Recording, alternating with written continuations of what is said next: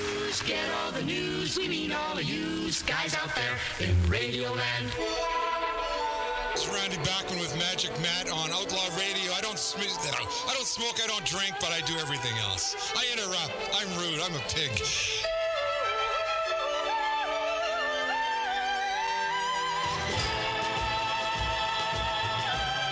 Giving mediocrity a run for its money. Outlaw Radio. Tom Green, I'm not certain if this is shtick or if this is a real phone that you use.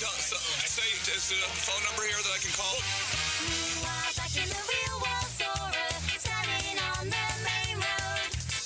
Like it was in the precinct, If someone would like to, There is call display at the top, you see. could you write down the studio line for Tom so he can call into the show?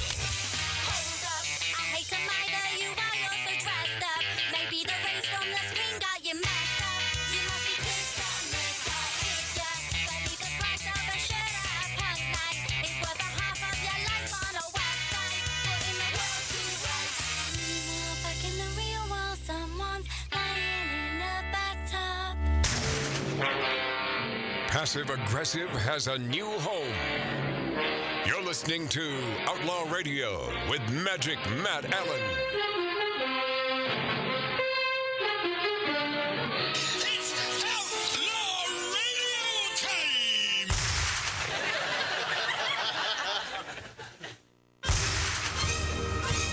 It's Outlaw Radio time!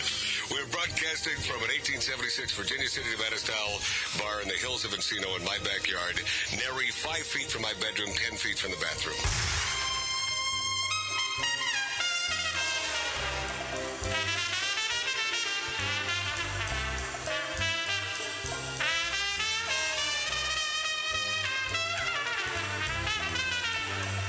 You're listening to legendary Outlaw Radio.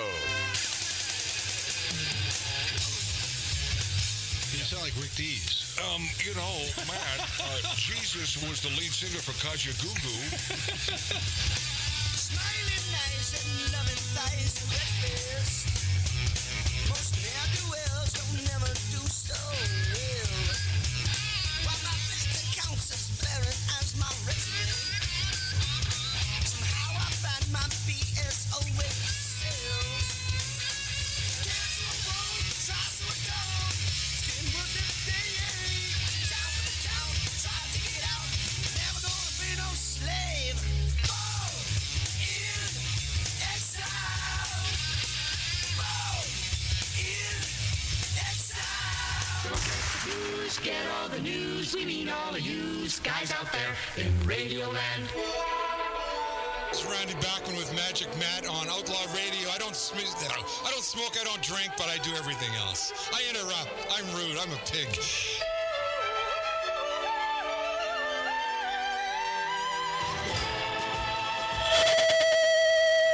Giving mediocrity a run for its money. Outlaw Radio. Tom Green, I'm not certain if this is shtick or if this is a real phone that you use. Say, is there a phone number here that I can call? You are back in the real world, Sora, standing on the main road. The following Outlaw Radio audio presentation is parody. Please be a grown-up and accept the following program as it is intended. Some elements of Outlaw Radio may not be suitable for anyone. There may be occasional content that offends you or that you find irrelevant. If that is the case, we are doing our job. Accordingly, listener discretion is advised. Outlaw Radio is not for everybody, but neither is kimchi. Doohickey, the doohickey that rolls. Hi, this is Meatloaf. Okay, kids, you know what time it is? You know what time it is? It's Outlaw Radio time! Our main event! Outlaw Radio. Hi, this is Sean Young on Outlaw Radio. Hey, this is Shelley Berman on Outlaw Radio. listen. Come on, listen to me or listen to Matt. If you like being bored, it's great for you. It's Robert Hayes. I'm here on Outlaw Radio with Magic Matt, a.k.a. The Weasel. We are here to drink. We're here to smoke. We're here to interrupt. You may drink. You may smoke. You may interrupt. But I'm here to... Live from the Lighten Up Lounge, this is Dom DeLuise saying, this is Outlaw Radio. Hi, this is Chuck Woolery at Lighten Up Lounge on Outlaw Radio. It was lots of fun, guys. Be back 2 and 2. Hi, this is Gilbert Gottfried, and you're listening to Outlaw Radio, where we smoke, we drink, and occasionally we bother people who look old and weak. Hi, this is Rick Dees with Magic Matt, a.k.a. Mr. Cigar, in the Lighten Up Lounge. We drink, we smoke, we interrupt.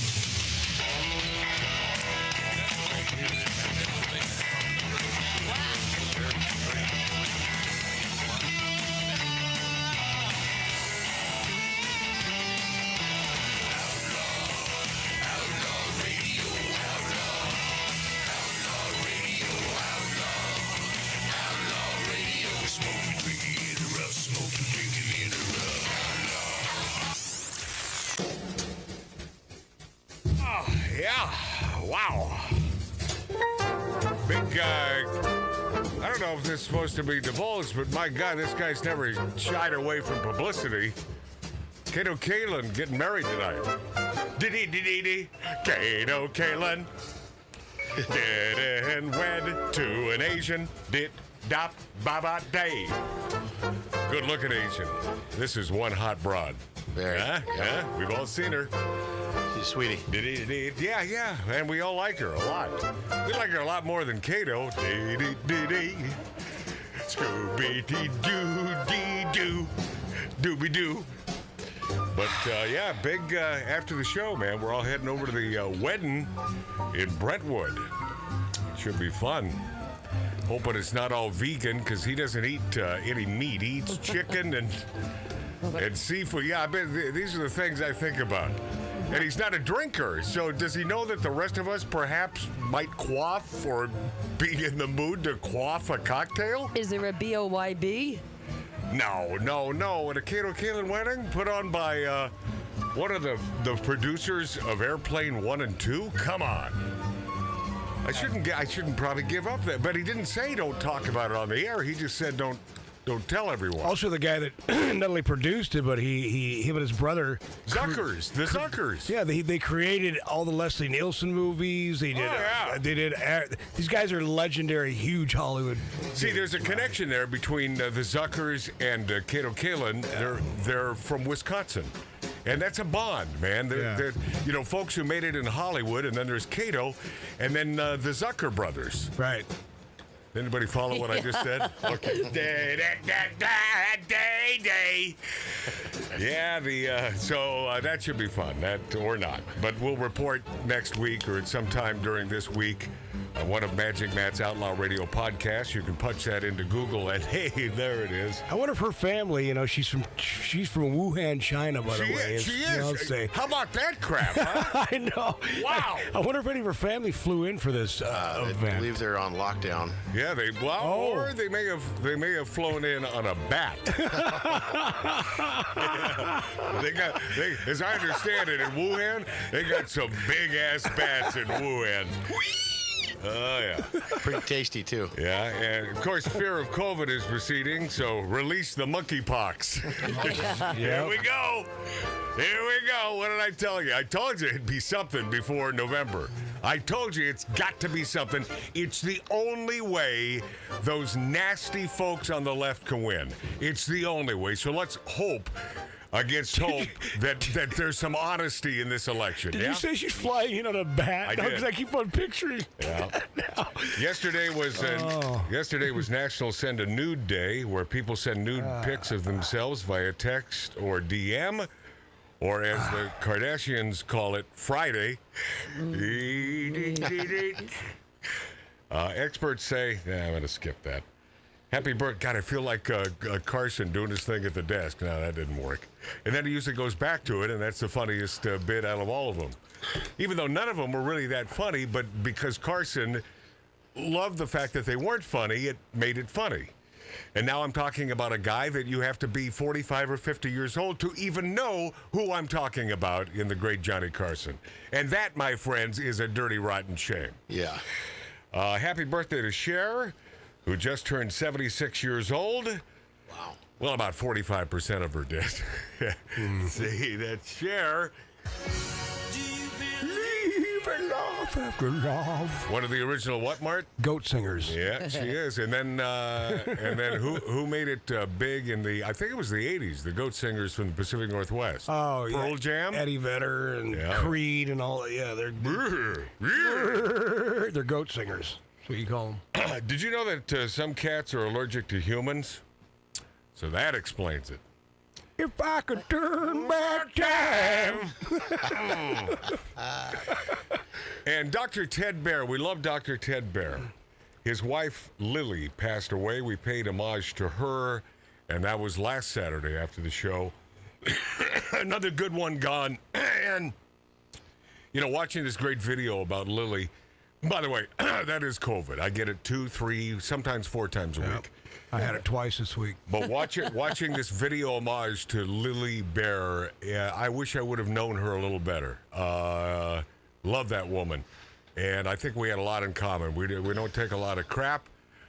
She was successful. Okay, the we don't take a lot of crap part. We share that in common. But God bless her. And we met a man named Michael McDonald at the party. You probably what? Like? Another goat type of singer. Yeah. You probably know him as What a Fool Believes. Minute by minute, I keep holding on. I'm gonna be there. I'm gonna be there. Up your ante. Yeah, it was a poker song originally. Michael McDonald, a.k.a. And then, so I said, Michael McDonald. I had a couple bourbons by that point. Michael, how are you, buddy? He said, well, no, my name's David.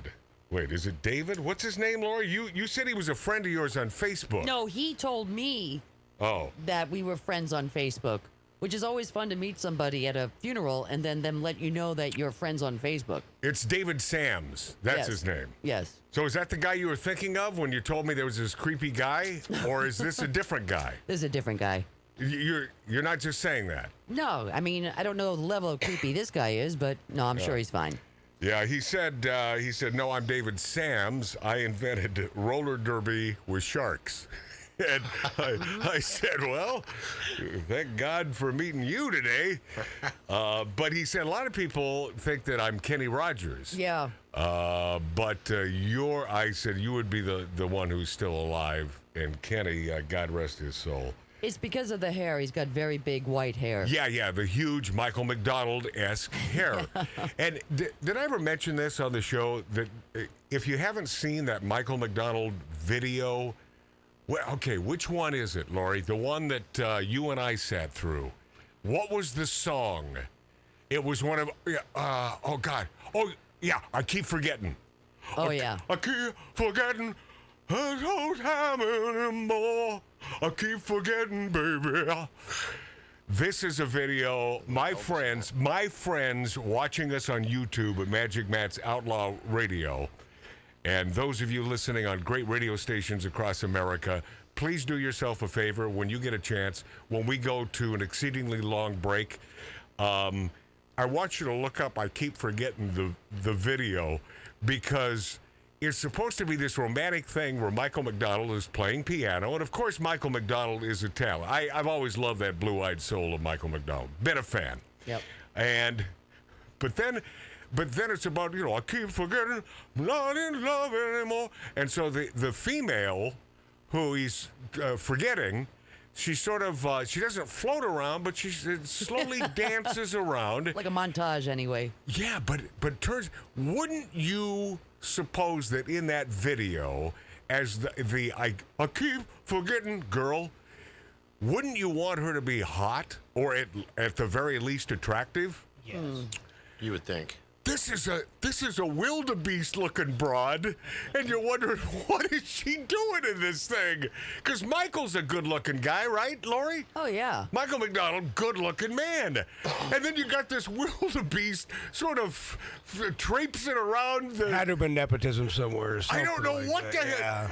Yeah, oh, you mean like Godfather 3? Yeah, no. In fact, no, this gal was less attractive than Sofia Coppola. So do the math on that, my friends. But watch that video because it's so funny in that it's so bad. Now, if you want to watch a music video, and who said you did? But I guess I'm filling up your time on the weekend. Here's what you need to do. Go to Afternoon Delight, Starland Vocal Band.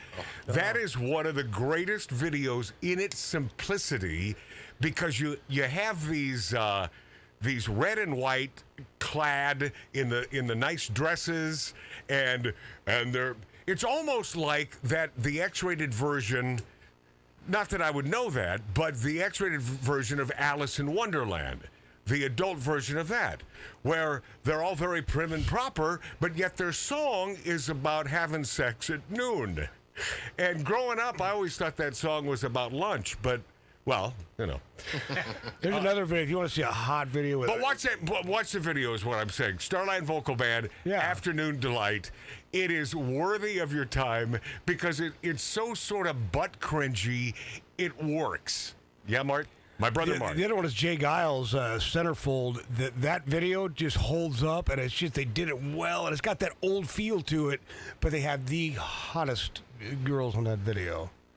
I believe I've seen that a few times, but I don't recall the hotness of the chick. Oh, yeah, man, there's something about it, because it's all like that early 80s look, but it does something to you. But I'm not into that early 80s female big hair. look. Big hair. No, I can't stand.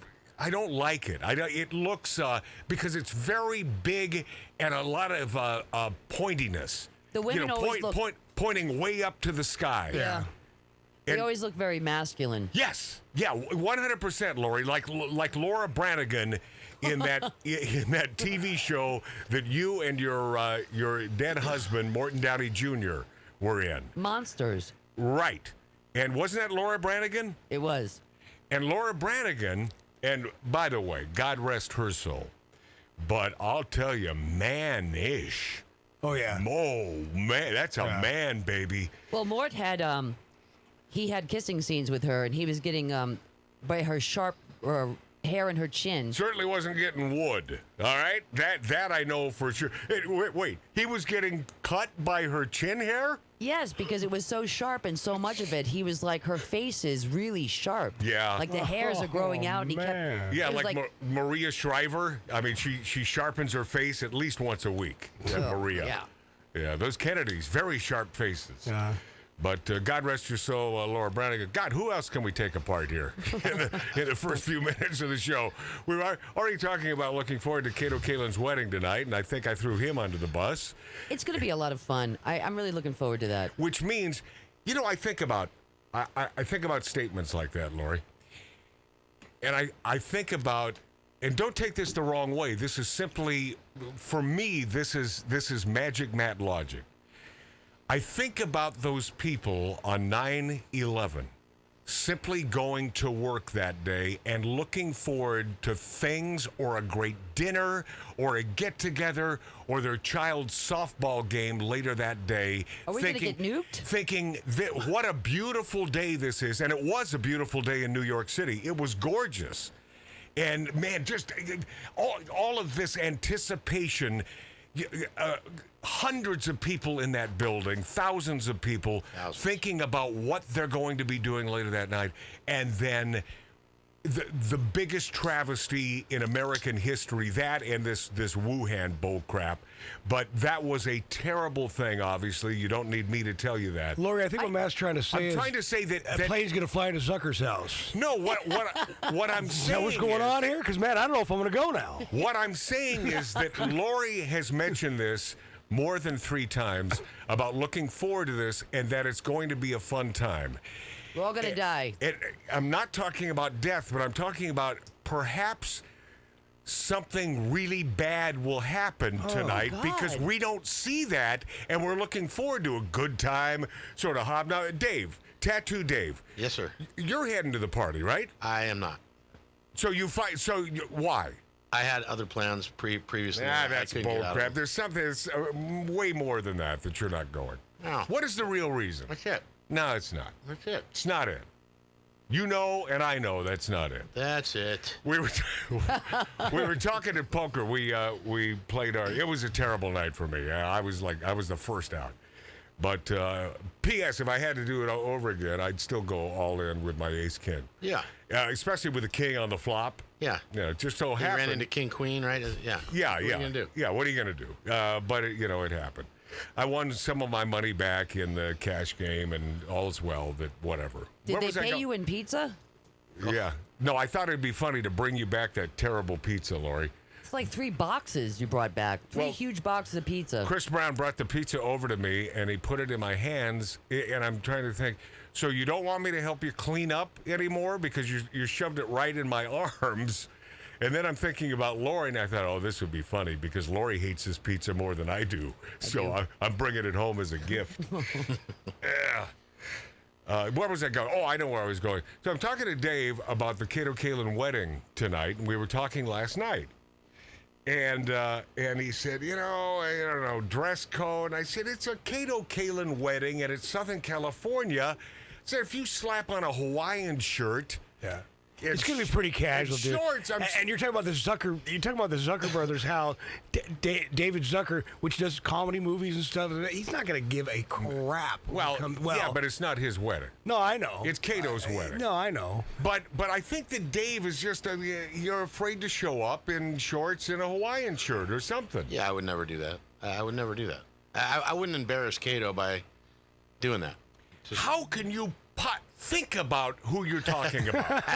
How can you possibly embarrass a Kato Kaelin? Yeah. I mean, what are you? No, I have dinner plans, and I'm going to keep them, and it was All just, right. it is what it is. We could all go in shorts and Hawaiian shirts. Well, hey, Lori, now it is going to be a great party because Dave will have missed probably the greatest party of all time. Yeah. Yeah. Okay. Yeah. Now you have something to look forward to again. Oh, no. Oh, yeah, playing in the house, sunroof top. What else did I want to tell you? I make the mistake of attempting to buy wide shoes online. And are you buying them in China? This is my 3rd attempt. And these are good ones, and they're like $58, and they're running shoes because I got to get back to hiking and get back into shape, and that's the reason I don't, because none of my shoes fit. And the last 2 that I ordered, one was way too small. The second one, still not wide enough, and sort of hurts my feet. But I think I'm going to go back to those. Now these new ones, which are the New Balance, and I've always had great luck with New Balance, and. There's some, and it says extra wide, and they're not. And so now it's a week later, over a week, and I'm probably past the time where I can send it back. And I never send anything back anyway because that entails the postage and stuff. Yeah. Oh, it's just, who's going to do that? I'm certain a lot of people do, but I'm not built for that. So are you saying that you're going to go barefoot tonight? No, what I'm thinking is, no, they weren't dress shoes. They were jogging, running shoes, hiking shoes. I think I may have to gift Billy Dilly these shoes. Yeah. Maybe he'll stop his bitching about, nobody pays me for nothing around here. I'm the HR man at Outlaw Radio. Most HR people make some money. Well, most HR guys don't fall into the barbecue when it's lit either. Yeah. So, let's think about that. I have a suggestion, man. Yeah, what is that, Mark? A wander over to the Big Fi near the house. By the way, spell wander for me right now. QLM. Okay. Anyway, what now? You wander over to the Big Five. Yeah. You go to their the shoes. Yeah. You go and check the shoes out and try them on. Write down the ones you like and then buy those online. Let me tell you why I have a problem with that. Because if there is a salesperson helping me, yeah. I feel this is honest to God. It's true. You know what I've tried to tell you, Lori, is I have integrity. And not one to boast, but I really do have integrity. I know. And I feel as though I'm ripping off that salesperson by taking his or her time to show me shoes, fit me into these, and then for me to only say, okay, thanks, yeah, they fit and everything, but now I'm going to buy them online. I think that's BS, and anyone that does that, I think is BS. What do you think about that, Mark? Yeah, how about that? Well, I must be BS then. No. Well, no, you obviously have no integrity. Yeah. What was the other thing? Taco Tuesday, Del Taco. It's the greatest deal. 3 tacos, $1.50. So I buy about 18. In fact, I'm not making this up. 18 of them. And the delivery came through whatever that DoorDash or whatever the hell it is. But I ordered right from the company. It's up to them then to do their thing with a DoorDash or Lyft or whatever other food delivery service. Usually I'm out there and so I can look at the package, make sure it's correct. I didn't this time. The one time I have a food delivery, so now I look at the stoop at the front of right in front of the door. There are about 4 cold tacos in there when I had ordered 18 and a bunch of other stuff. So now for a week and a half, I've been on the phone with corporate over a $22 friggin' order. And you know how they rectify this? They send me in an email a $10 gift certificate to Del Taco. So my next call is to corporate again. I'm talking to some guy. Oh, we're so sorry that this happened. And it's all this fake sincerity about, oh, we're so sorry that you went through this. And I'm thinking, it's not like I'm dying or anything. It's just a $22 order. And I had to tell this gal, please stop apologizing to me. Don't make me sing. And it came down to, I said, they sent me $10. She said, well, so that wasn't enough?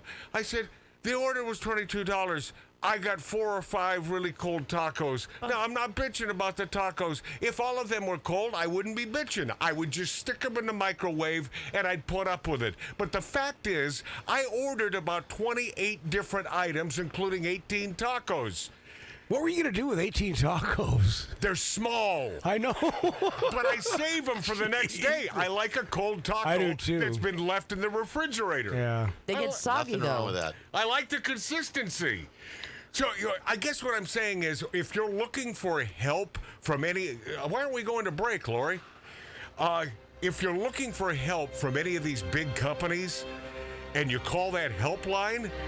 You're ass out of luck. I had the same problem about 6 months ago with Popeye's Chicken, and I love Popeye's Chicken. So do I. They have the best red beans and rice. Yes. I'd put it up against any restaurant in New Orleans, Louisiana. It's that good. It is good. But they ripped me off. I was supposed to have 18 pieces of chicken. 18. The magical number 18. And they gave me 14 when I got home. Oh, I counted them. And we went back and forth, and then finally, the emails back and forth, they just stopped. And now they won't respond to me whatsoever. That's the new age. That's 2022, my friends. Suck it up.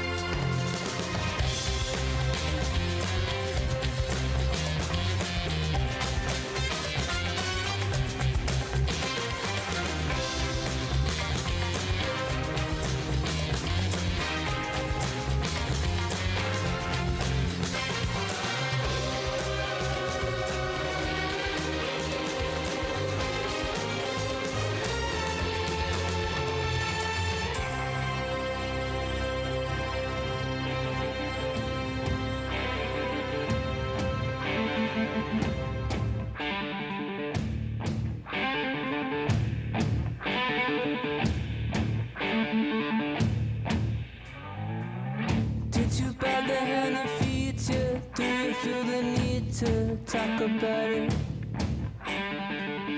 Now you're fighting for your corner, saying that you ought to laugh about it.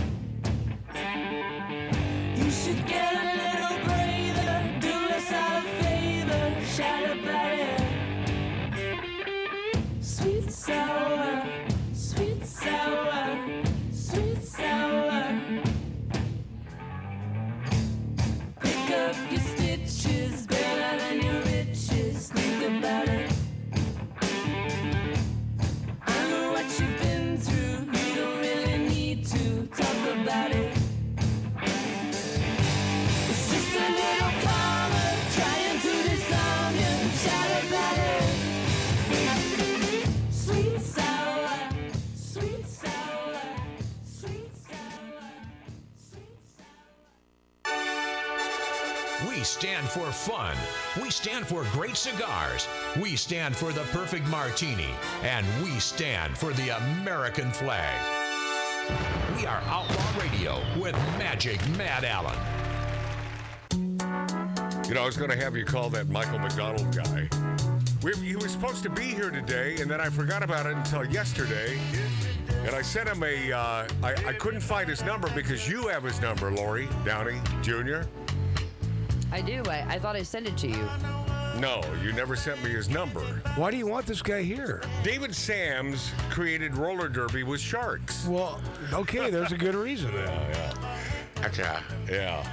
But he, so through his Facebook, I sent him a note, and he responded, "Is this something you want me to watch online or question mark? I'm a bit confused." Because I told him about the show on Saturday. No. So then I'm thinking, is this guy sort of a dumb blonde? What do you think, Laura? Well, I think I mean, any guy that can invent roller derby with sharks, he can't be that stupid, right? Is that something we're supposed to watch on video? I don't know. I'm confused. So what do you think, Laura? I think he wasn't clear what I think he might have been drinking that night also, and then he was like, "Wait, what'd I do?" You think he was? You think he was drinking? I didn't get that impression. Thought I was the only one, a little drunky drunk. So old Amber Heard changed her story on the witness stand at least 3 times. She was caught changing her story. I've been sucked into this trial, man, and I sort of sucked Lori into it the other night, and now you understand why it's mesmerizing. We were watching this for hours. Yeah, Amber's been caught changing her story on the witness stand just a ton of times, man, and she's so full. Unless I'm completely wrong here, and that rarely happens. I think she's so full of crap. Yeah. It's unbelievable. Right? Don't you, Dave? It's unbelievable. Don't you think she's full of it? Yeah. Well, I think she might have let some of it out, but... Yeah. Now, am I saying that Johnny Depp is non-demonstrative and the man is not sort of freakish over his woman? Yeah, maybe he is. Maybe he has a lot of jealousy. But I haven't seen any evidence that he beat the hell out of her, especially with those gnarly rings on his fingers. Which he always seems to have. Always has. And once again, when asked, well, does he normally wear those? And she said yes. And then she had to sort of take that one back, too. Yeah. Well, I'm not certain if she, on the days that he hit me, I'm not certain if he was wearing the rings. Yeah, there's no imprint of the Pirates of the Caribbean on my forehead, so he must not have had it. Yeah, speaking of pirates... Wait a minute. Did you get a hold of Ellen Barkin? Have you seen what Ellen Barkin looks like? It was unrecognizable. Yeah, male. She's a man. Yeah, it happens. Her and who's the other gal that... the offspring of Jerry Lewis, although no one... Oh, Jane Fonda? No. You mean Winona? Jamie Lee Curtis. Yeah, Jamie Lee Curtis. Yeah, she's a man. She's now, for all intents and purposes, that's a male. Because she used to have a smoking hot body, man, like in True Lives and those movies great. and stuff. 48 Hours. Wow. Yeah. Great Melones. Yeah, she showed him. Oh, Matt, did you say Melones? Man, you're not very... woke. You got that right. Yeah, Pirates of the Caribbean producer Jerry Bruckheimer, and who happens to be a friend of Rick Dees, Yeah, out there golfing with Jer, and wow, on his private jet.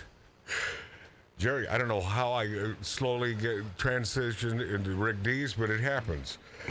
Jerry Bruckheimer says the sequel to Pirates of the Caribbean is a female lead, Margot Robbie, not Johnny Depp. This may be the first one that I watch. I thought you were going to say it was going to be Amber. No, listen. I will watch. I will watch damn near anything with Margot Robbie in it. She's about as hot as hot can be. Yeah. Right? A scale of 1 to 10, a 12? Oh, yeah. Am I wrong here? No. Yeah. You're not. Yeah. Jerry says Johnny Depp's fate for future episodes of the franchise. But he's simply talking about this one. It doesn't mean that he can't come back. But, Hollywood, I mean, even a big star like Johnny Depp, they don't necessarily need him. They don't need him. I think his fans are going to disagree. Yeah, I think so too. But what are they going to do? You haven't really seen the trilogy, or it's more than a trilogy, but he's pretty good, and he's going to be hard to follow. You mean in Pirates? Yeah. Yeah, I haven't seen any. You mentioned you haven't seen him, but he's going to be a hard act. Oh, he's incredible. Oh, yeah, you can't. Captain Jack Sparrow, he's going to be hard to follow. Yeah, I think he's going to be at the party tonight, at the wedding, I believe. You think Depp will be there? Yeah, I think so. You never know. With Kato, you never know who might show up. No, you don't. He's got some crazy ass friends. Like yeah, he does. Like I mean, out of the blue. Oh yeah, Paul Stanley from Kiss. He's a really good friend of mine. Well, he lives right in that neighborhood. Yeah. So who knows? Maybe Paul Stanley will be there tonight. Well, why would you not invite a former Kiss? Oh, I mean, a Kiss member? Yeah. Yeah, of course you would. Yeah. Of course you would. And speaking of douchebags, we weren't, but I will now. Jimmy Kimmel. Positive for COVID-19 for a second time in 2 weeks. He's like us. He gets it every couple of Yeah, well, I get it every couple of days. But is he not able to work now? But I'm not tested. I have no reason to be tested because I never leave this 1876 Virginia City, Nevada-style bar. What's your question, Laura? I was saying, is he not able to work now because he has COVID again? Laura, the dreaded, deadly COVID. If you got the cove, even though it's a mild flu these days... but you might give that mild flu to someone else, and then they'll have a mild flu. You know what? My 84-year-old mother back in Long Island. Yeah. She's not feeling so good, and she's like, coughing and. That's it's the cold. really bad. That's the monkey virus. And so I said to her, "Why don't you get tested?" And she said, "Why would I do that?" Right. What's the point? Who cares? She said. Yeah. You're either going to get through it or you're going to die. I mean, and that goes with anything. But it's never been, yes, I'm saying it. It's never been a deadly friggin' disease. And I'm surprised that the stats are coming out so early. Because not one to boast, 2 years ago or a year and a half ago, I went on record as saying, you watch. You're going to find that slowly but surely the stats will come out that those in the hospital were not hospitalized for COVID. Yes. They were in there for something else, and they tested them because the hospitals make, what, 30 grand or whatever the hell per patient? 30 grand, for every death. It's a scam-a-lama ding-dong. Not only that, they started charging again for tests, is what I believe. That's what I've heard. Well, they're sending them out. $190 a test. It used to be free. Now it's like, the government stopped that. No, it's a scam. It's like, Jimmy Kimmel announced on Twitter that he once again tested positive for COVID. God, he's a douchebag. Yeah, he is. He stated that John Mulaney and Andy Samberg will step in as guest hosts. Kimmel only recently returned to hosting his late-night talk show after testing positive earlier in May. Kimmel Live is set to feature, who cares? Yeah. Okay. Well, you talked about the monkeypox earlier. Yeah, it's coming, Laurie. And you know why? They're getting ready for November, Laurie. Yeah, but you know what they're saying? So there were these families that were buying prairie dogs for their kids. Wait a second. Prairie dogs. I love that. Prairie dogs. I love that accent. Yeah. I love that. I wish she would stop being a phony, as they call her on Long Island, and use her this is the way she talks. This is truly the way she talks. I know, my buddy from Long Island talks the same way. The other way is completely fabricated. Yes. So, Lori, I mean, you talk about someone living a lie? Wow. Yes, because this is not the way you talk. You talk like this. I had speech and diction just like Lindsay Lohan and Madonna. And Madonna. It still comes out. Even if she tries not to, it comes out. Yeah, but now she's thinking about it. Right, but it's still there. But it was Morton Downey Jr. who forced her into this speech and diction class. It was awful. By a proper British woman. So now she pronounces some words she does it a lot like a Brit. As a Brit. I know. When she does it, I call her out on it. It's pretty funny. Madonna must have done the same thing. Remember when she was in that British mode? Oh, yeah. I think they all got the same teacher. See, all got the same teacher. So what was your point? You had a point here, Lori. So my mom was telling me that the reason that these monkeypox are coming out is because these people are giving prairie dogs to their kids as a gift. And they got it from the prairie dogs, and then they were, they had all these spots all over them. And it's a disease that comes from Africa, actually. Who is gifting prairie dogs to their children? Some people that I guess they thought that they make good pets. Lori, say in your regular dialect, the prairie dogs. It's got to be prairie dogs. They're proper dogs. It must be. It's a fish. A fishy fish. They are prairie dogs. I wonder where the fish is gone. It's a prairie fish. Mark, don't do that. Elon. Elon. Well, before I get into Elon, did you hear that Los Angeles exotic dancers are now unionizing? Wow. Good for them. I love that. That's beautiful, man. I love Why not? It's a good thing. It's been, I've only been to one of these, what do they call it? Male clubs or adult club? No, what do they call it? Gentleman's Club. Gentleman's Club, yeah. Which I always got. I know, Gentleman's Club. But we must dress up. We must go to a Gentleman's Club. to watch completely naked females stick their parts in our face. Well, what is that, a gentleman's club? That's not really gentlemanly. I am a gentleman as I take my $2 and insert it into a crevice. I mean, what is this? But they're unionizing, and I say good for them. I'm going to have to talk to the local and see if we can't get aboard there. Yeah, man. Well, yeah, you're a member of another union. We have the strongest union, so the Teamsters are the strongest. Wouldn't that be great if they became members of the Teamsters? Oh, yeah, man. Did they take your gig? Scantily clad, driving 18-wheelers around movie sets. Naked. Elon Musk. Man, I love this Elon Musk. And lifelong Democrat. And desperate to end the internal combustion engine, has openly declared his intent to vote Republican in 2022. Yep. And he has correctly labeled the Democrat Party as the party of, and I quote, division and hate, 100%. And the reason the human race will end.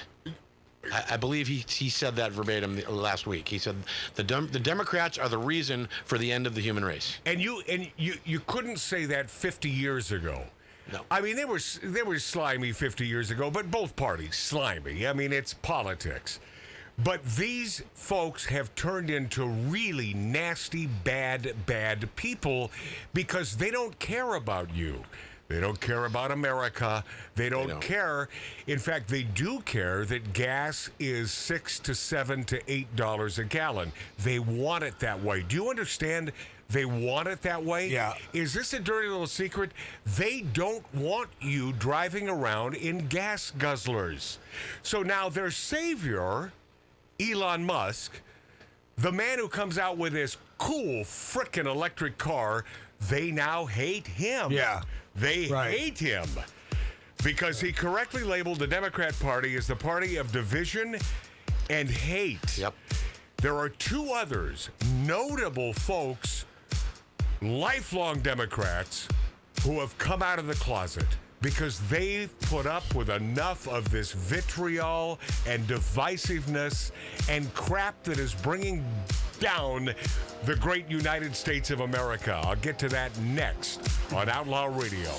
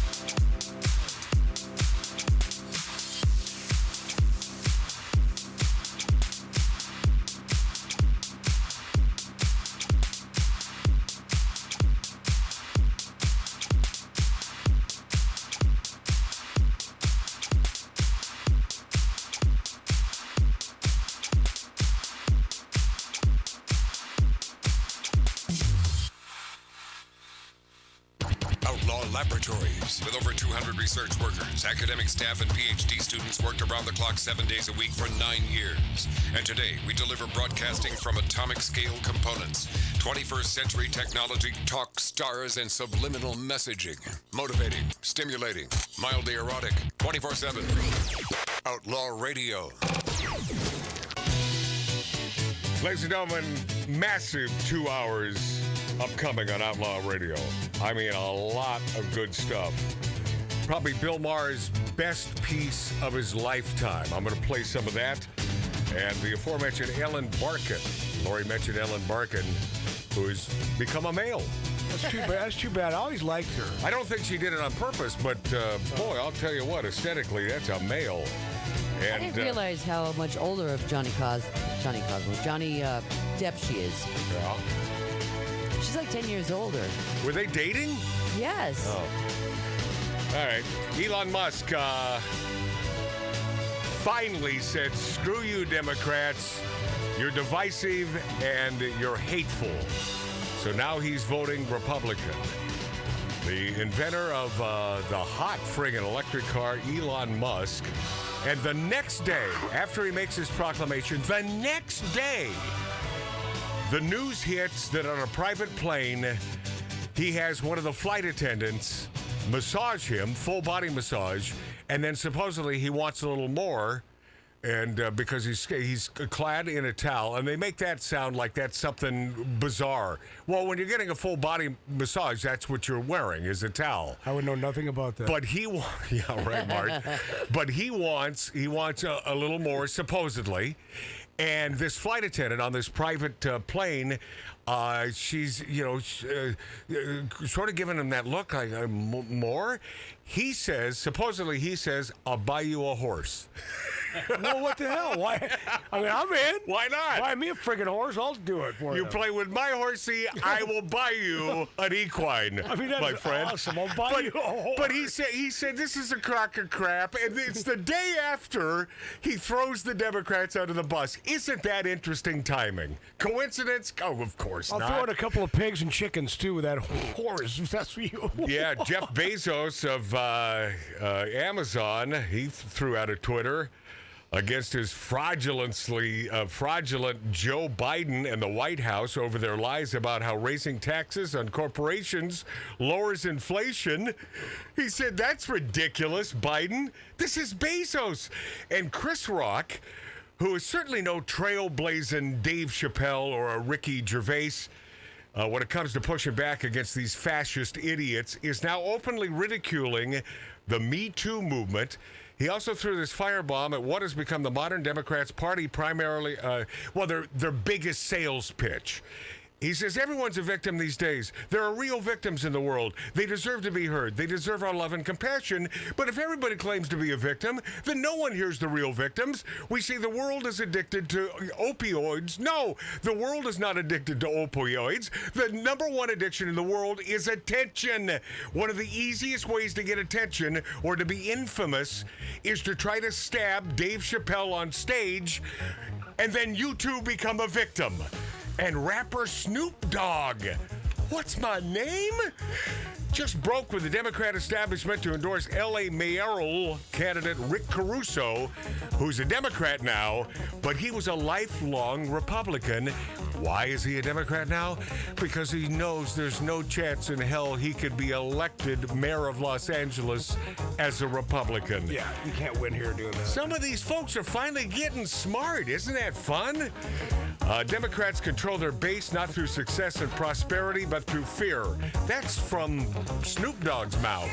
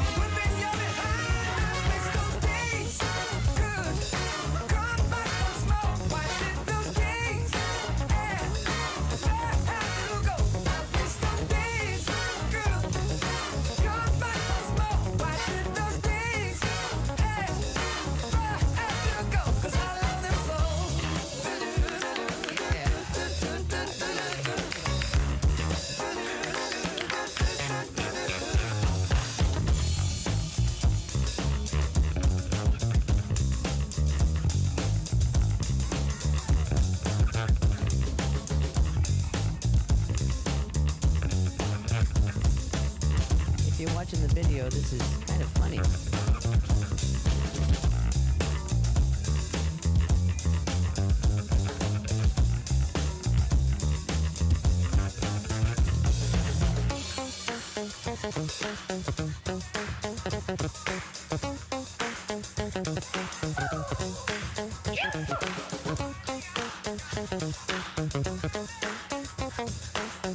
That would be Mark Boyer, if you're looking on the video stream right now.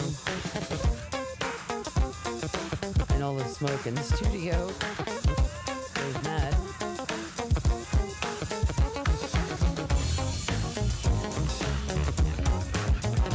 Interesting. Sure. Same shot we had before.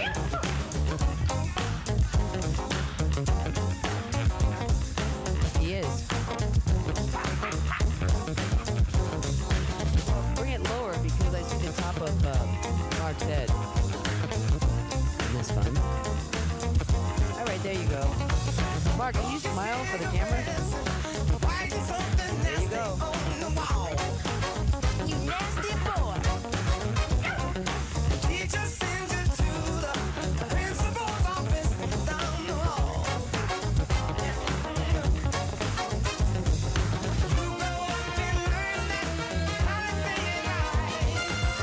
While you are doing it, it's rough out of sight. It's those big girls come back once more. Why did those things?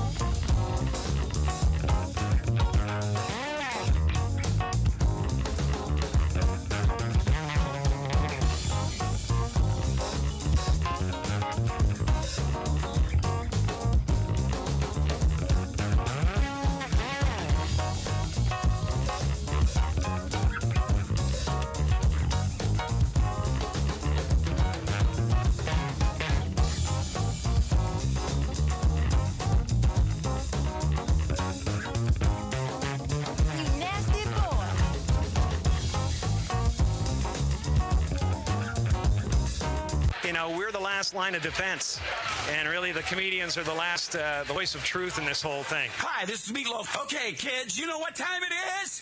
You know what time it is? It's Outlaw Radio time! Outlaw Radio for all of us. Outlaw Radio for all of us. Outlaw Radio for all of us. Hi, this is Sean Young on Outlaw Radio. Hey, this is Shelley Berman on Outlaw Radio. Listen, come on, listen to me or listen to Matt. If you like being bored, it's great for you. It's Robert Hayes. I'm here on Outlaw Radio with Magic Matt, a.k.a. The Weasel.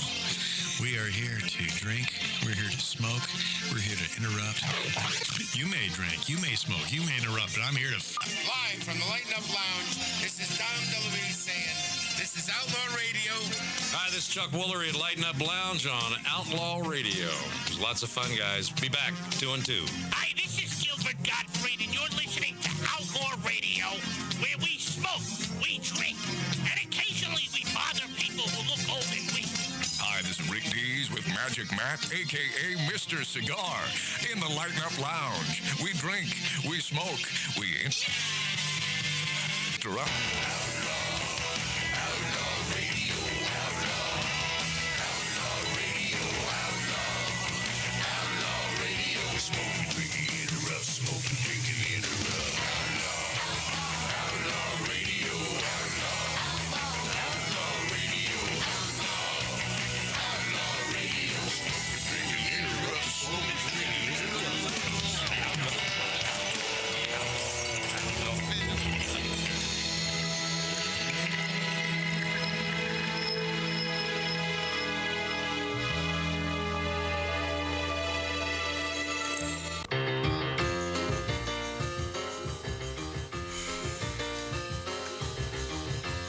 Disney's Hulu axed Hillary Clinton's series Rodham after 2 years in development.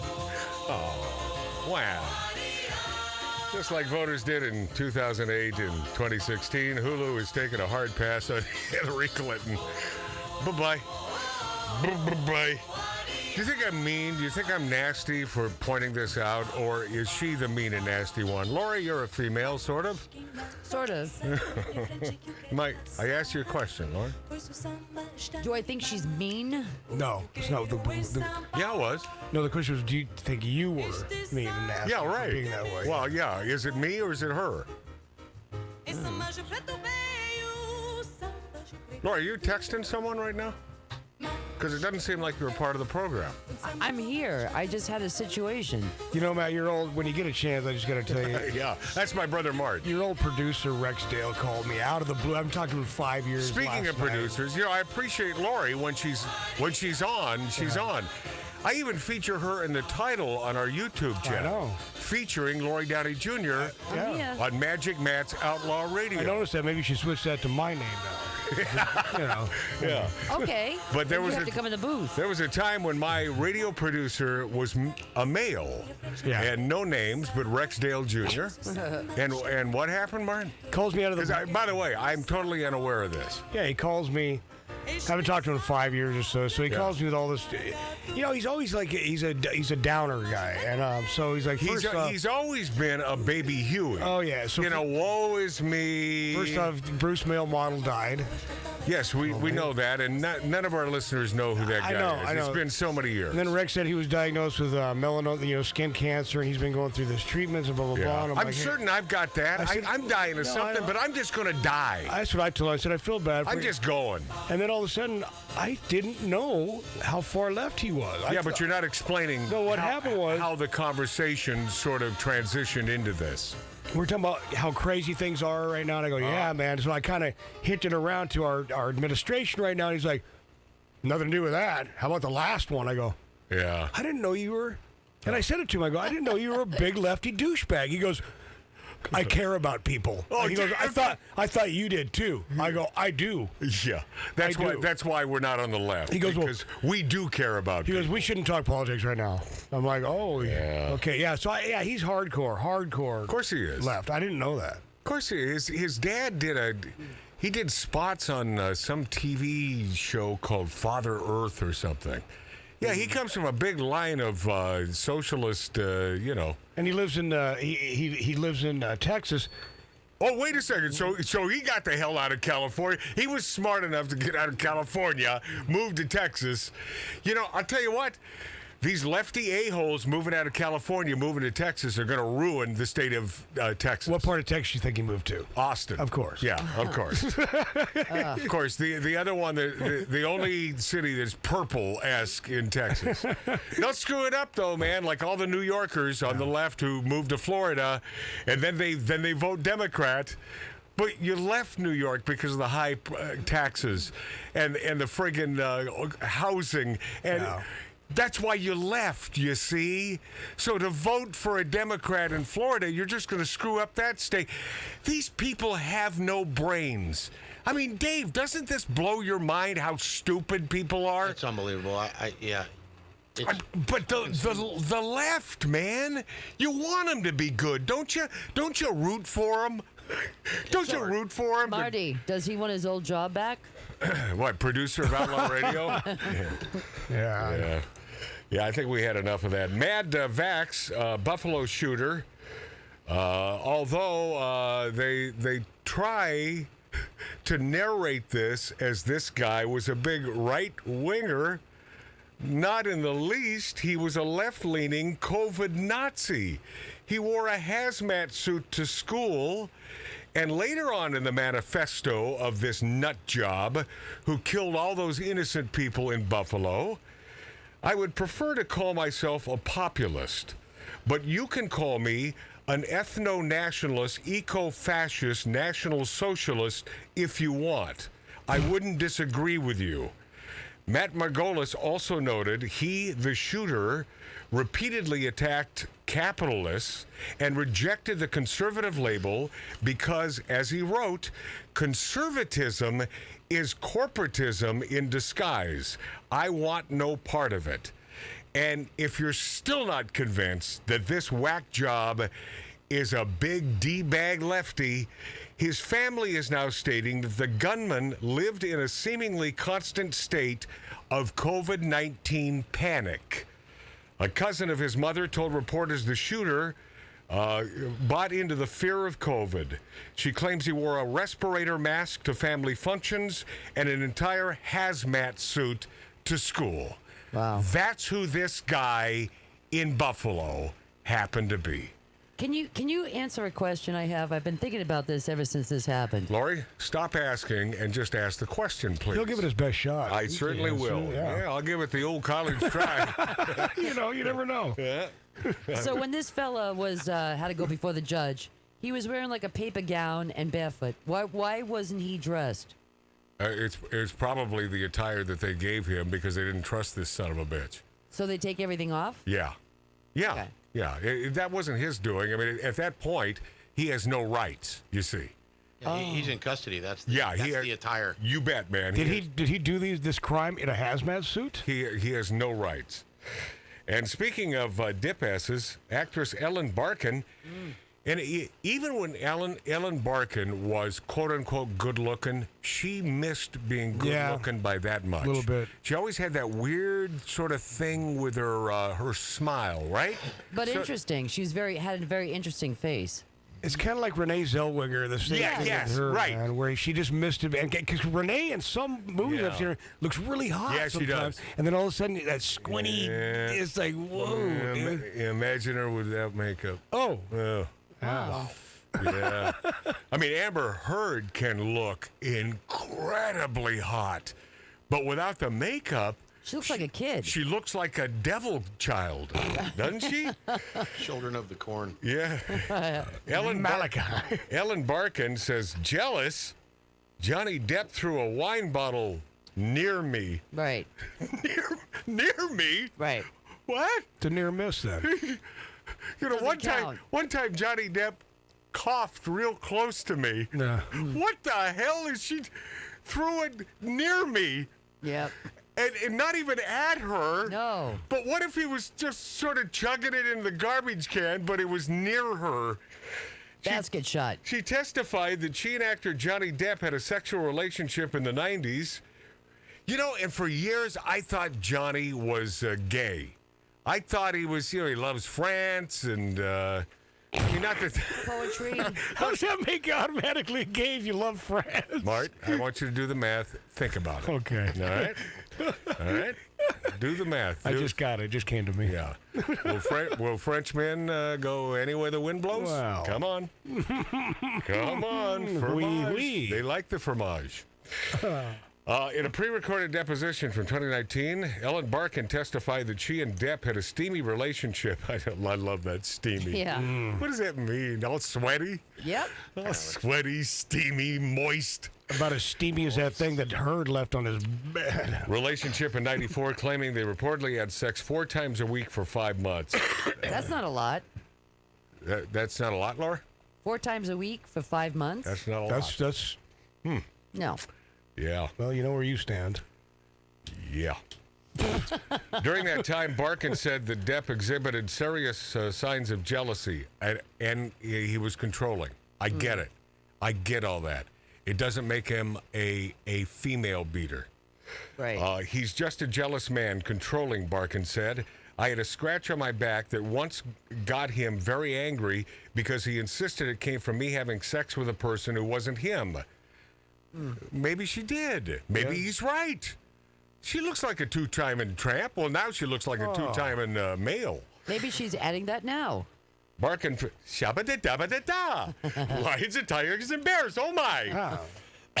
Barkin, that's COVID. Ellen Barkin further described Depp as being drunk all the time and being out of control. What's wrong with that? Well, yeah, I haven't heard a bad thing yet. And P.S. You just described me. Hey, Ellen, if you don't like it, Why were you around it? Why, She was part of it. If he was drunk all the time. But what about you, Ellen? You don't quaff an adult beverage on occasion? They were all users. Having witnessed him smoke weed, snort cocaine, and ingest hallucinogens, he was always drinking and smoking a joint, she said. Always. Even during sex, I guess. Always. Everybody knows. 4 times a week. At least. Barkett and Depp rejoined while filming the Terry Gilliam-directed Fear and Loathing in Las Vegas. Should I see that? Did you see that? You should. I saw it. It's. I thought it was cool. Yeah. Is it good? Yeah, it's pretty good. I thought it was cool. During which he claimed that he threw a wine bottle toward her and several others in his hotel room.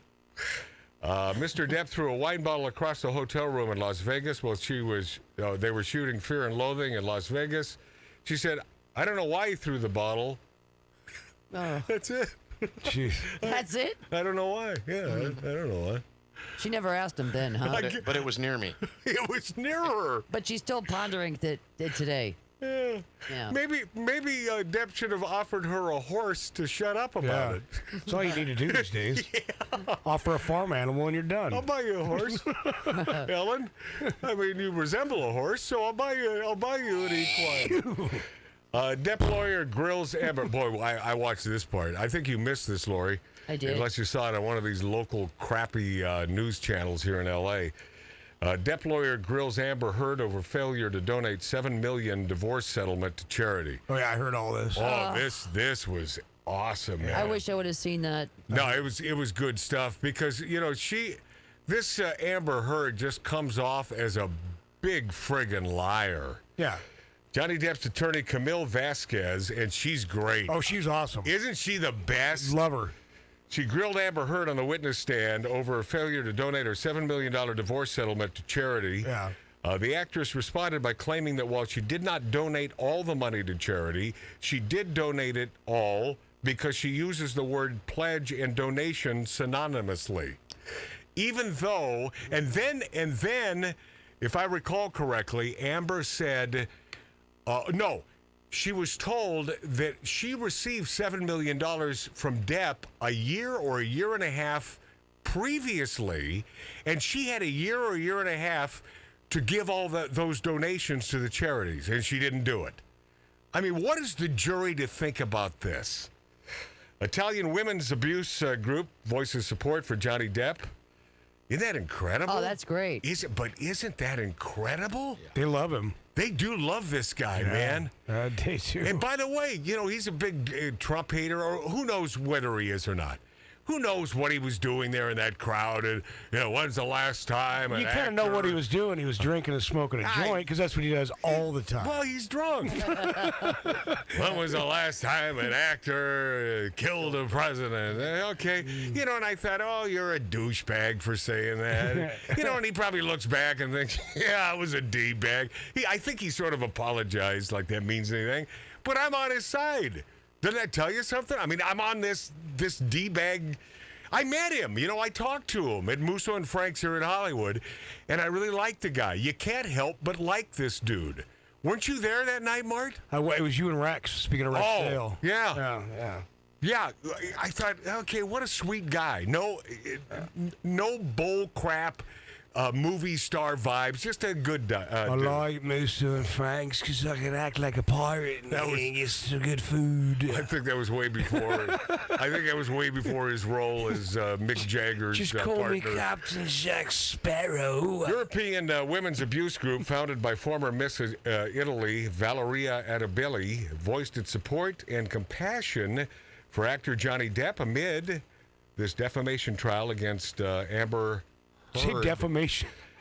An organization that supports women and children by defending their rights and protecting them from physical, sexual, and psychological abuse released a statement clarifying that it also seeks to prevent violence against men. Wow! That's new.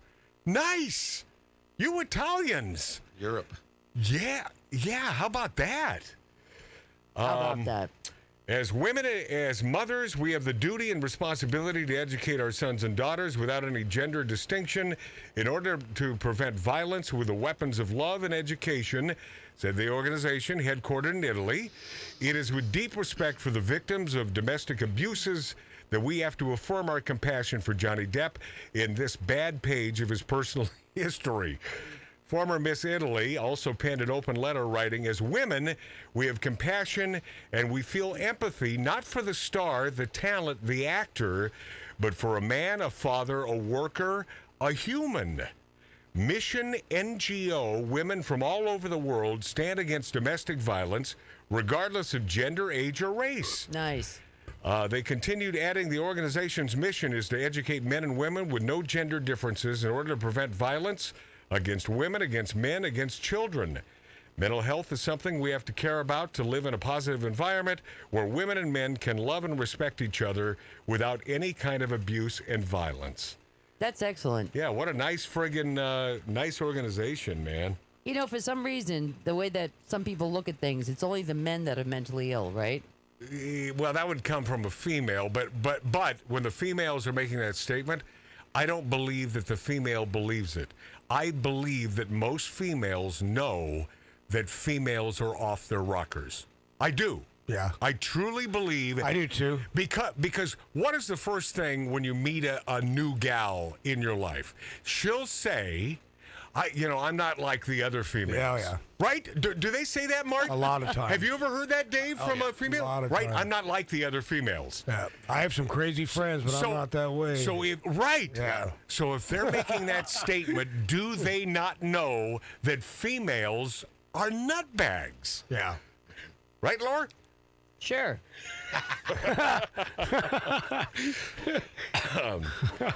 During the trial, Depp testified that Heard physically assaulted him. I believe that wholeheartedly, including throwing bottles of vodka at him. I mean, the middle finger being severed by broken glass. You think he did that to himself? And if you hear her testify about this, oh, man, she's all over the place. Oh, I yeah. mean, you got to think she's lying about this. But she would talk about he put a cigarette out on his face. Oh. Yeah. No, I really quickly, I had a woman. Hold on, I may get this wrong. So she put a cigarette out on his face and defecated in his bed. Right. Yeah, what? No. And this was years ago. This girl named Laura, I moved to Idaho with her. She one night, I woke up and what the hell? This burning sensation in my stomach. She put a cigarette out on my stomach. And purposely. Did you ask her why? No, I threw a wine bottle at her after that. Took care of business. Had to do it. One time, I shouldn't talk about this stuff, but I will. One time I'm with a gal and she has, you know how women love their candles. They love candles, and they love having at least 1,000 pillows on their bed. Oh yeah. So is that why I'm not allowed to have any? Lori, you're allowed to do whatever the hell you want. You are the boss of you, Lori, and I think we all know that. But they love their candles. Oh yeah. And if they could have lit candles everywhere in the room, they most certainly would. Yep. Well, I'm on the verge of sleeping, and I'm getting this burning sensation on my breast area. Right. Yeah. Wow. She's pouring dripping candle wax on. Yeah. And I said, what the hell? What are you doing? Well, I read that it was sort of a sexual thing. And have you ever heard that, Mark? Oh, absolutely, man. Yeah, it's a thing of the. Part of a bondage thing. I said, not for me. So I don't like this. Yeah, what happened? This hurts. It hurts. Did you have a wine bottle close to you? 'Cause it just takes care of business. See, I don't get the pain thing and sexual satisfaction. Some people do the dominatrix stuff. Is a big, big world, man. I've never been into it. Well, speaking of the aforementioned Rex Dale, my producer from years back at Outlaw Radio, can't you picture that guy on all fours with wearing a diaper and being ridden by some dominatrix gal just whipping his ass. Yes. Right? Yes. That guy's nuts. He loves to suck people's toes. Yeah, he was a is. foot licker, wasn't Yeah, he? yeah. he was He one of sucked those George's guys. toes one night when I was Yeah. at the studio, like many, many years ago. Now, see, I can picture Mark Boyer getting on all fours and people riding him. Oh, around, hell yeah. too. Yeah, it's the same thing. No, have I ever mentioned this? I don't think I've ever mentioned this to Mark C.G. Boyer. So we may not be getting a ride to the Kato Kaelin wedding tonight after this. But I got to tell you, there a scene in Midnight Cowboy when what's his name? Dustin Hoffman. Not Dustin Hoffman. John Travolta. John Voight. John Voight, the great John Voight. And then Lori usually pipes up, I have his phone in my cell, my phone. I have his number in my phone. Yeah, okay. Yeah. Have you ever used it? No. Maybe. So you're going back to the scene. All right. The great John Voight, great actor, and great man. By the way, I called him to come over. He just didn't return the call. That's all. Isn't that Angelina's dad? Yeah. Yeah. Yeah. Diametrically opposed politically, but that goes for a lot of parents and their children. And this guy's in his 80s, and a beautiful man. I love the man. And John Voight in this in Midnight Cowboy, and if you recall, he plays a male prostitute, and he picks up this guy in the park, and who is sitting on a park bench. And it's obvious, and it's in New York City, and it's obvious why he's there. They sit on that park bench to be picked up by male prostitutes. So now, next scene, they're in the hotel room, this dude's hotel room. And he resembles Mark C.G. Boyer a tad. And he's sitting there on the bed very sheepishly, and he said, I've never done this before. And John says, it's about time, let's do it. And he's this husky guy back in the day, that John Voight, good-looking young whippersnapper. He still is. And he said, it's about time. And he said, and he's very sheepish and very inward, and I don't know. And he wants to be treated like crap and have really nasty sexual stuff done to him. And I've always seen him sort of as Mark in that role, sitting on the bed saying, I'm really, I'm not homosexual, and I shouldn't be here in this room right now. Right? Enjoy your hike. Finally. Did you hear what he said? Enjoy your hike to Kato's wedding. He's supposed to drive us, but not now. And by the way, in that scene, John Voight, as the male prostitute, beats the living hell out of this guy. No sex, beats him up, takes all his money. So let that be a lesson to you, Mark C.G. Boyer. The next time you're sitting on a park bench waiting for the male prostitute in New York City. Yeah, no good is going to come from that. Probably not. Are we clear? More of the buckle. Are we clear? All right, a lot to get to. This Bill Maher piece is the best Bill Maher piece yet to date from the pie hole of Bill. All that and a Pearl Jam thing you're going to love next on Outlaw Radio. I've gone to ground. I'm watching porn in my hotel dressing gown. And now I dream of you, but I still believe there's only enough for one in this lonely hotel suite. The journey's long.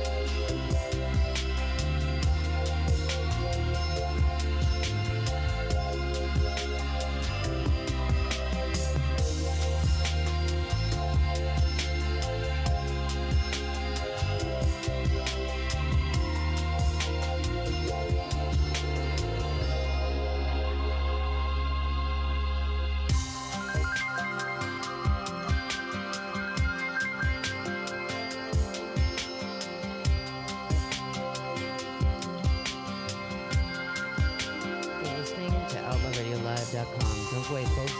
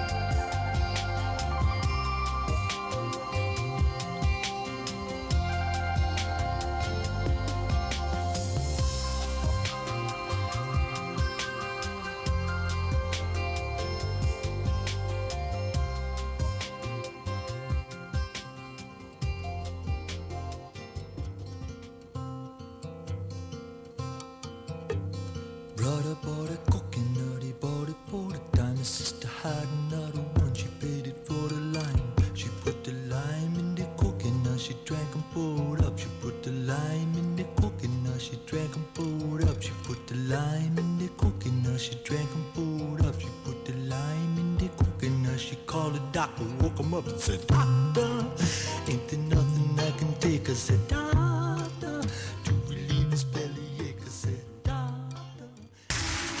Plantains, by any other name, are still bananas. And now there's a new game in town led by an hombre named Matt. A poker-playing, cigar-smoking, barbecue-eating talker. They call him Magic in these parts. And he's made bananas a kind of art form. The kind of talking that makes people sit up and bark at the moon. Long live his fame. Ordinary just got better. Outlaw Radio with Magic Matt Allen.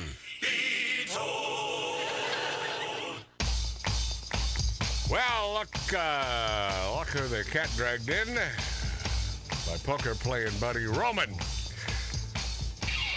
Otherwise known as Rome's Bedomes. Rome's. You'll be at the Kato party tonight. Were you surprised that you were given an invite to the Kato Kaelin wedding tonight? No. It didn't surprise you? No. Yeah, I always thought that you'd be invited because you sit next to him and he sort of commiserates with you, and you seem to get you watch his videos. He made him invite him. Why do you think I'm invited? He coaxed him into it. Yeah. For a year, I've been telling him, hey, make sure I'm invited to your wedding. I know you have been doing that. Well, no, we both said, who's going to be your best man, and we better damn well be there. So, yeah, that was it. Well, you're not. Neither one of you are his best. I never said that nonsense. Oh, that's COVID. Nonsense. Oh, that's COVID. I did. Nonsense. So, Kato Kaelin getting married tonight, man. How about that, huh? What city's he getting married? How about that? Why they have Wuhan? His bride is from Wuhan, China. Yeah. And that I'm not making this crap up. Mm-hmm. And I understand they're about 20 minutes from where we emanate here in the San Fernando Valley from an 1876 Virginia City, Nevada-style bar in Brentwood, California. Yep. Brentwood, Kato Kaelin's wedding. This is a heartwarming story. I love this. This California teen, minding his own business, rocked out on the drums. What happened was Pearl Jam and Soundgarden drummer Matt Cameron fell ill with the aforementioned Wuhan. 18-year-old Nye Nickermans of Mill Valley, and that is Northern California, figured the band needed a drummer for the concert at the Oakland Arena. He reached out to his acquaintance, Olivia Vedder, the daughter of Pearl Jam singer Eddie Vedder, to see if he could fill in on the sticks. I went to bed and forgot about it, he explained. The next day, I went to school. In the middle of class, Olivia texted me to send her a video of me playing a Pearl Jam song because they were taking submissions. Yeah. Before he knew it, Nukerman, who drums in a band called The Alive with his friend and younger brother, was leaving school for the day with his music teacher so the pair could get a demo ready for Pearl Jam. The San Francisco Chronicle reported he sent Olivia Vedder a video of him playing over the track. Within the hour, he was in touch with a manager who told him to come to the stadium. Pearl Jam had tapped longtime collaborators Josh Klinghoffer, formerly with the Red Hot Chili Peppers, and Oakland musician Richard Frafetzada, to sit in for Cameron most of the night. Nukermans would play one song partway through the first set. This kid said, my heart started beating really fast. I called my dad, and he said he nearly had a heart attack. Once Nukermans got to the stadium, it was time for rehearsals. And so he's there with freaking Pearl Jam rehearsing for a night at a stadium in Oakland. This kid from a high school. That's pretty... Yeah, he said they were having so much fun, said the drummer. In short order, Vedder was introducing him on stage, the Pearl Jam fans in the audience. It's friggin' awesome, man. Please welcome to the stage Mill Valley's own Kai Nukermans. He needs to change that name, though. He needs a better stage name, I think. Probably Thomas. Nuke for short. Yeah, Kai the Nuke. Yeah, Kai the Nuke. The nuclear drummer. Kai Nuke. Nuke on the drums. Yeah, the Nuke. So it's on YouTube. We're ready when you are. You're leading the band, brother, Vedder said as the team counted off the beat with his sticks. They played Mind Your Manners. I bet my brother Martin knows that song. Probably. I'm not the biggest Pearl Jam fan, but yeah, I probably do. The second track from the band's 2013 album, Lightning Bolt. And once the performance ended, Vedder took the team to the front of the stage where they bowed together. Jeremy spoke in class today. Now, are you doing Vedder or Cher? It's Vedder. Vedder. You And sure Cher. that's not Cher? It's baseball. Katy Perry moving to Kentucky reminds you that Hollywood is not America. Katy Perry. Is that right, Katy? Nut job. Yeah, she's confessing something a few of her elite liberal Hollywood peers would say. Moving to Kentucky has been it's just an amazing experience. Because it reminds you that Hollywood is not America. I'm living in Kentucky. I have for almost a month now. And that's quite an amazing experience because it reminds you that Hollywood is not America. Perry told comedian Chelsea Handler on the Dear Chelsea podcast. Oh, God. Yeah, dig this, though. Couple of crazies together. And you need to remember that because I think you can understand people better. But here's Handler's response. Yeah, right. It's nice to get outside of what you know to be normal and your reality. Yeah, I mean, you're living in a bubble of sorts. We're living in a bubble. Our bubbles are completely opposite, but it's interesting. I don't know. I just, I always harken back to when Chelsea Handler, when I thought she was hot. Yeah, man. I mean, then she opened up that pie hole over the last few years, and raging lefty dip ass. I was with you on that because she drank vodka and she on her show, big old. She'd nice still probably be fun of it. Get her all drunk in the sack. She'd pass out. You'd have her way, your way with her. Yeah. Oh God. What?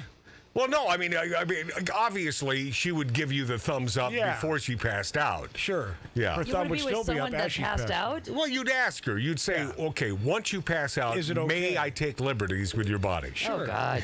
That way it works, man. Maybe for you. Katy Perry went on to say that motherhood has been the best decision I've ever made in my entire life. Isn't she the chick that kissed a girl? Yeah. Okay. And she liked it. Perry and Orlando Bloom welcomed their daughter Daisy a couple of years ago. After having a child, Perry realized that stuff that you thought was important was really never important. Your family really starts to become first. Still, however, Perry has not abandoned her left political campaigning. She joined her fellow celebrities in 2020 and teamed up with Planned Parenthood for an abortion-themed ad campaign to push. So here she is talking about how motherhood is so beautiful, but she wanted a big turnout from pro-abortion folks. Dawson's Creek star James Van Der Beek moved himself and his family from Beverly Hills to Texas. So, yeah, they're going to ruin Texas. Oh, they're going to ruin Kentucky. Yeah. At the park in Beverly Hills, near the house we just moved away from, Van Der Beek says you were not allowed to fly a kite. So they had to move. Wow. Yeah, that would do it for me, by the way. Yeah. Riding a bicycle, climbing a tree, throwing a ball against a cinder block wall, learning anything from an instructor, using weights comes in. Kat Von D. Anybody know of this fashion mogul model? Oh, yeah. Tattoo artist, yeah, of course. Oh, I okay. buy all her makeup. That's the only makeup I wear. Well, then how does she make herself up if you have it all, Lori? Yeah, she's got it all. Yeah, you should share. Kat Von D says she was leaving California. Then she moved to Indiana part-time due to the tyrannical government overreach by the Golden State's Democrat officials. Well, I would buy her stuff, too. Is she a professed person on the right, Lori? I don't know. She's all about animal rights and stuff like that. Most women are. You know, and I like animals. Don't make me sing. I like animals. I like doggies a lot. But all her makeup has no animal testing, no plant testing. I mean, it's like... But it's really good makeup. I only wear her makeup. Is that the makeup you gave me? Yes. Oh, that's lovely. That makeup is lovely. Stop it. Jesus. I brought some today. We weren't speaking of dip S's, but here we go. Hocus Pocus star Bette Midler says Tucker Carlson should be arrested and tried for sedition. Star of Disney's upcoming Hocus Pocus 2. Of course, she loves the diatribes, man. There she is. Yeah, Twitter is her friend, and boy, she's pissed about Elon Musk, man. And she's been all in calling for the arrest. God, so dramatic. There's always an arrest with her. Oh, so dramatic. Really quickly, I got to just the arrest of Fox News host Tucker Carlson. Yeah. Who she says should be tried for sedition and fomenting insurrection. Yeah, Mark? No, that's one thing that Rex Dale said also, and I forgot to mention this, but he said... My former producer, He what? said that Trump should be put in prison. I asked him why. Yeah. Well, you know, everything... He had nothing. He Yeah. had nothing, man. And then he said, tell me one good thing he did in 4 years. Oh, my God. Just stop. I know, man. Sorry. Why'd you stop me, Dan? Midler insisted that Tucker Don't make me Carlson, say- Newt Gingrich, and Rupert Murdoch should be arrested for daring to speak out in support of conservative ideals. Well, welcome to America. Tucker Carlson should be arrested, tried for sedition, blah, blah, blah, blah, blah. Murdoch should have his citizenship revoked. The damage he continues to do to our democracy will soon become irreparable. Newt Gingrich should be clapped in irons for getting him past the FCC. Who needs the Constitution? Who needs the Constitution? Wow. Yeah, Midler, of course, she is... She got herself into some trouble. Remember probably a week ago when she tweeted an insult aimed at mothers who can't breastfeed their babies? Yeah. Yeah, she callously chided women who were upset over Joe Biden's infant formula shortage by scolding them, saying, try breastfeeding. So after tweeting, try breastfeeding, it's free and available on demand. This extremist, never attractive left-wing big fat pig was blasted and that's the reason she should be locked up. for being insensitive and cruel. Well, yes, your only role, your only job as a female is to be hot. If you're not hot, they lock you out. Yeah. Lock him up. Lock him up. No hotness there. Lock her up. Yeah, according to the Chicago Tribune, up to 5% of mothers are physically unable to breastfeed, and the New York Magazine added that as many as 15% experience problems that limit the amount of milk they can produce or shortens the amount of time they can breastfeed, forcing them to seek alternatives. And by the way, of course, it's a natural thing, and I understand it's a very good thing for your child, but if you think that a good-looking mom who's breastfeeding in a Starbucks, say, I don't go to Starbucks, so some diner. Let's go with a diner. Some place that I would eat a chicken fried steak. Yeah. I got to tell you something. And this gal is breastfeeding. Don't for a moment, although it's a natural thing and it's a baby thing, and they suckle the nipple and they take in the milk, don't think for a moment that a heterosexual male ain't going to strain his neck to take a peek. And that's natural as well, being a heterosexual male. I'm talking, in front of me are three heterosexual males and Mark C.G. Boyer. And so, am I right about this? 100%. You right? We're looking. I've done it. Yes, Lori, Downey Jr. I was just going to say that I had an experience with a woman that when I was pregnant with my daughter, Yeah. and she came to my house, she was a visitor, And she was a visitor? Visitor. She was a visitor. And she was breastfeeding, and she was like getting this pump thing and then like putting all these like glasses down for her baby. Yeah. But she spilled them, and they were like on the floor. I knocked them all over. Yeah. It was so disgusting, this sticky stuff. It was so dirty. It was so disgusting that it really turned me off to anybody breastfeeding. I'm sorry. I'm a woman. Yeah. I'm not a cow. Wow. That's how I feel about it. Well. Sorry, women. Sorry, ladies. You know, Rock Hudson. Speaking of breastfeeding. This truly is a feasible transition. As Lori stated, I'm a woman, I'm not a cow. As I understand it, Rock Hudson, growing up, his mother would talk about how disgusting females were and how disgusting their body parts were and described their region, females' region, to her son Rock Hudson as a cow's udder. Do you know about this, Lori? It sounds familiar. And you know, and I do believe that you're either gay or you're not. But I'll tell you what, if there's a scale and you're sort of in the middle, and if I think a mom could tip that scale the other way. Oh, sure. And if Rock Hudson, as a little kid, is thinking cow udder, gross, I don't want any part of that, maybe that's why he's gay. Wow. It made sense, right? Cow udder. I'm a man, not a cow. All right, I will get to this Bill Maher piece. You need to hear it. Coming up in minutes at Outlaw.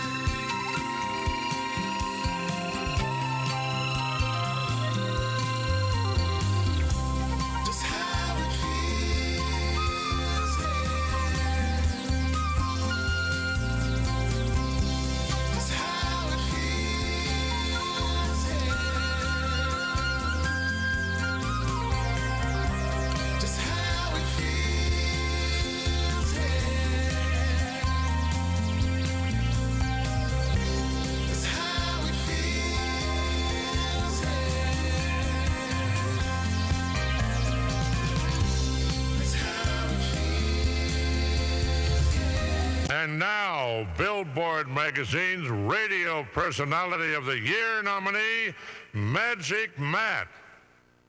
This thing's gotta be rigged. At the top of the next hour on Outlaw Radio, I'll get to this Bill Maher piece. You're going to want to hear it. It's the best thing he's ever done. Plus, Disney releases an LGBTQ pride-themed toys marketed to children. And speaking of such a thing, we now transition, since we were talking about Bette Midler a few minutes ago, from a dumb chick to a cool broad. J.K. Rowling. Utterly shameful, she says. A teen girl was bullied into leaving school for questioning transgender ideology. This J.K. Rowling, I love her, man. I love her. She's seems to be a great person. Standing up for a teenage girl who was bullied into leaving her school after questioning transgender ideology. She called the incident utterly shameful, slammed school administrators for allowing the bullying to take place, saying educators have succumbed to an outbreak of quasi-religious fanaticism when it comes to the transgender debate. JK, spot on, baby. The 18-year-old British student faced accusations of so-called transphobia from other girls in the school, with the victim at one point reportedly being surrounded by around 60 of her colleagues who shouted, screamed, swore, and spat at her. The girls challenged transgender orthodoxy by daring to question a member of the House of Lords who was giving a talk at the school on the topic of transphobia in the British Parliament. Sounds a lot like me in science class when I asked, well, does God and science and do those fit together? I was sent to the principal's office. That was about the 10th time that year. School administrators allegedly took a knee before the woke mob, warning the girl that she should be sent to the school's library to study if she dared say anything provocative in class. You bet. Shut him up. Shut him up. Free speech? Screw that. Rowling herself is all too familiar with the woke bullies who've repeatedly harassed and threatened her for disagreeing with them on transgender issues.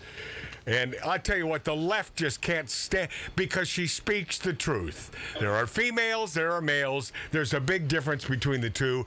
And not simply when it comes to our private parts. We think differently, period. Yep. Males and females think differently, and we process information completely different. The stars of the Harry Potter movies have distanced themselves from Rowling. No kidding. Without Rowling, there is no Harry Potter. Yeah, you little punks. Yeah. You little punks. Cage match with any one of you punks. I'm in. In fact, I'll take two of you on at once. How about that? I'm in. Even that little chick who played, what was that role? Or Snickety, whatever. Persnickety? Aphrodite, Aphrodite, something like Aphrodite? that. I think so. Yeah. So they've distanced themselves. They don't want anything to do about, because, well, they want to be employed. You sort of see their side. I mean, Hollywood is Hollywood. An Amish man runs a horse and buggy into a police car. We'll get to that, plus this Bill Maher stuff you're going to want to hear next. Yo soy Mágico Mateo on Outlaw Radio.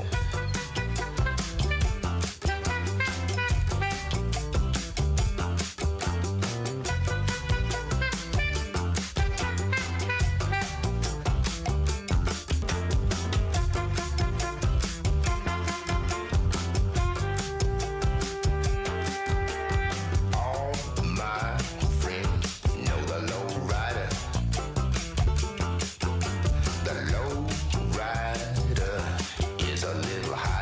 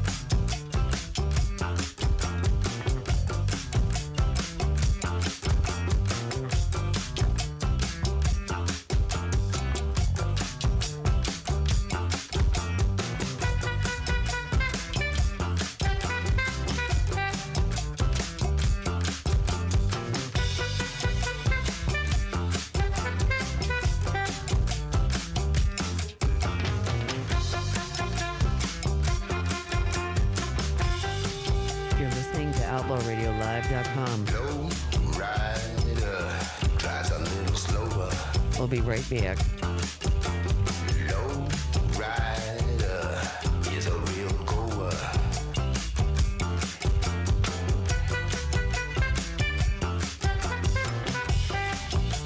Hey.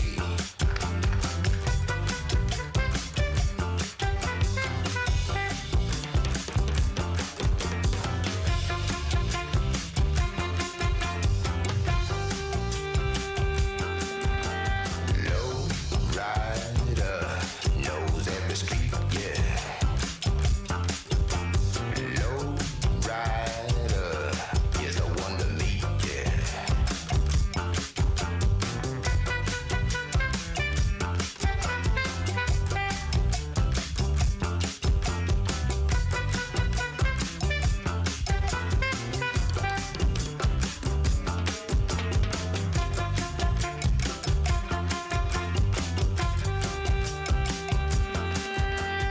Low rider don't use no gas now. Low rider don't drive too fast.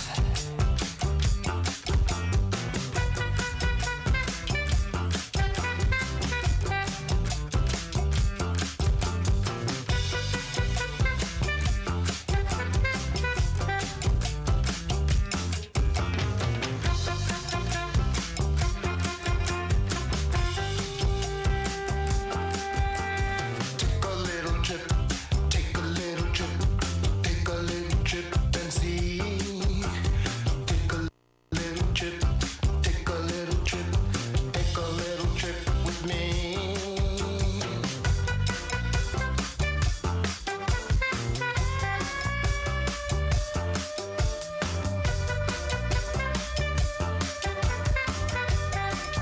Doohickey, you know, the doohickey that rolls. Hi, this is Meatloaf. Okay, kids, you know what time it is? You know what time it is? It's Outlaw Radio time! The most imitated radio station in the nation. I'm through with standing in line for some fun to begin, but I found a good thing leaving me with a grin. It's time for Outlaw Radio to begin. You have the great Billy Gibbons here? Yeah. It's very cool. He just passed out. Yeah. Hey, that didn't sound too bad. Huh? At the Lightning Buff Lounge. Oh, man. We're here with Matt. Oh, yeah. At the Lightning Lounge. Oh, little Outlaw Radio. We're here with Matt. And he's not fat. We got all these guys and girls in the house. Let me tell you, that's where it's at. And that's, ladies and gentlemen, Matt Allen. Pass me a gallon.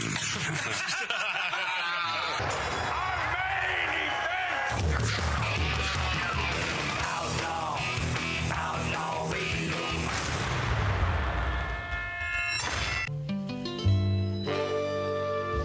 This is much more than a thimbleful of bourbon. Wouldn't you agree there, Dave? Tattoo Dave? Oh, stop it. Roman, huh? A little more than a thimbleful? Huh? Well, we had to be not completely sauced, but just a little sauce-a-rood for the big Kato Kaelin wedding tonight. Had to be prepared. We can't come in completely sober, otherwise the thing would look really weird to us. It's like Kato Kaelin is getting married? What the hell? Hey, you know, I just thought about this too. It's like, 'cause you know how Kato likes publicity. No! Kato Kaelin? So Yeah. I'm thinking he probably alerted TMZ to be out front of Zucker's house. Mart, probably? Oh, that's a good one, Mart. Oh, yeah. Okay. Another sip of root. While we're on the subject, this is fine bourbon, but not tremendous bourbon as we enjoyed about a week and a half ago during poker night in this very 1876 Virginia City, Nevada style bar. Now, those of you watching us on Facebook at Magic Matt's Outlaw Radio, know that in answer to your question, we're not in Virginia City, Nevada, but I wish we were. We are in the San Fernando Valley, and this bar was built to replicate a saloon in Virginia City. So there's that. I've taken care of that question. Number 2, Amber Heard. No. Okay. What am I? YouTube, not Facebook. Did I say Facebook? Yeah, okay, YouTube. it's YouTube. And I am 16 years old. So I shouldn't be drinking bourbon. I'm underage. But the other night, my buddy Rick brought over some incredible bourbon, Corbin Cash Distillery in the middle of California. Not on the coast side, but in the farmlands. And this dude, David Souza, makes this incredible bourbon. And Rick brought us over a thimbleful each, and we thought that was simply the tasting, and then we'd, of course, get at least half a glass. No, that was the beginning and the end. And I mentioned this on the show last Saturday. And it appears that Rick listened to that particular broad chase, meant to say cast, of Outlaw Radio, Magic Matt's Outlaw Radio on YouTube. Yeah. And throughout fine radio stations. So Lori gets a chuckle out of this. You know why? Because Lori Downey Jr., our producer. Evil streak. Yes. She has a mean streak she's got a beyond compare, Mart. Are you kidding me? And she does. Toward me, toward you, toward anyone. Oh, I know all about it. She doesn't. Do you realize she doesn't even like me? Oh, no. She doesn't even like me. She acts like she's my friend, and it's hard sometimes. Oh, she likes you much more than she likes me. Yeah, but boy, and I think she adores Roman, and she really likes Dave. I like Lori, too. Oh, thank you. Hey, while we're on the subject, this is the subject. Okay. Chill out, Dave. Okay. It's okay. Dave, take another sip, bro. It's all right. Yeah, take another sip, even though you're not going to be there at the wedding. Yeah, and that's your doing. I think he's going. He the said Kato Kaelin wedding, man. You know what? If you finish that freaking, he'll be there. The tables could turn. That quaff of bourbon, you may be there tonight. Let's go all go in Hawaiian shirts and shorts. Yeah. No. Okay, now here's the thing. So this thimbleful, and yes, of course, I ridiculed Rick for being cheap, and why would he do that? Because he vanished from the poker game and stole away to his vehicle, where he hid that bottle of bourbon. About 90% of it left in the bottle, and we went off. Dave, his buddy of about 35 years, and I went off on Rick. Dave now feels bad. Really bad. But the point is, I made no bones about the fact that I like Rick a lot. We started out the conversation. And I will say it again. Yeah. But he brought this show to your attention, did he not? Well, all of ours, too. I mean, he said it when he came in on Wednesday. I just want to make clear the air and blah, blah, blah. Let me just say, we combined lynched Rick. Not me. And yes, you. I was out of it. No, you weren't. You were a part of it. Well, I just want to say this. Doesn't matter. What we didn't do was say, Rick is really a great guy. He is a huge heart. I did say, I don't know about the hard part. He's got a huge heart. He's a great guy. He does have a huge heart? Give me an example. He would do anything for you. Give me an example. He offered to give me the money to buy a Harley when Harley wouldn't approve my credit. But that would be a loan. Loan, of course. But he was there. I'm just saying, and it was a big loan. It's 20-something. No, I understand. I'm just saying. But hold on a second. I didn't come to his defense as I should have. Did you get to the point of the vigorish involved? What his percentage rate would have been? There was none.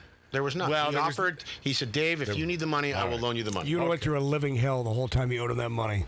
No, I didn't do it. He didn't do it. I ended up being able to finance it through my credit union, but he offered. You know why? Dave knew better. Listen, let me just say this. At no time... Hold on, Dave. This isn't working out well. No, he's watching right now, too. You know he's watching today. I don't know if he is. I'm just saying... But God bless him. In his defense, he is a great guy. Yes. And we ridiculed him pretty good. Yes, but... I love him. At no time did we point that out, so now the viewing or listening audience all thinks we're talking about this guy who is a hole, and he's not. And he deals with his demons and his dad, and that's his business. And, and the cheapness and whatever. But I asked him to tries to get past it. I'm just saying. I asked him to call in on the show and talk about it because he would never do that now because he just thinks. Okay. Yeah. But I love him, Roman. Roman, you've known Rick a while now. Yeah. Have you? His mic is up way too loud, Lori. You should be You should be able to hear that in your phones. Way too loud. Do you see the massive expanse of his heart? No. Okay. I'm being on. Yeah. Yes. Yes. Because I haven't. Well, you guys felt know him at the poker table. Right. Correct. That is true. Yes. Yes. That he said the thing about the loan, and you were kind of the Vic. No, to me that's badass. $26,000. No, that's nice.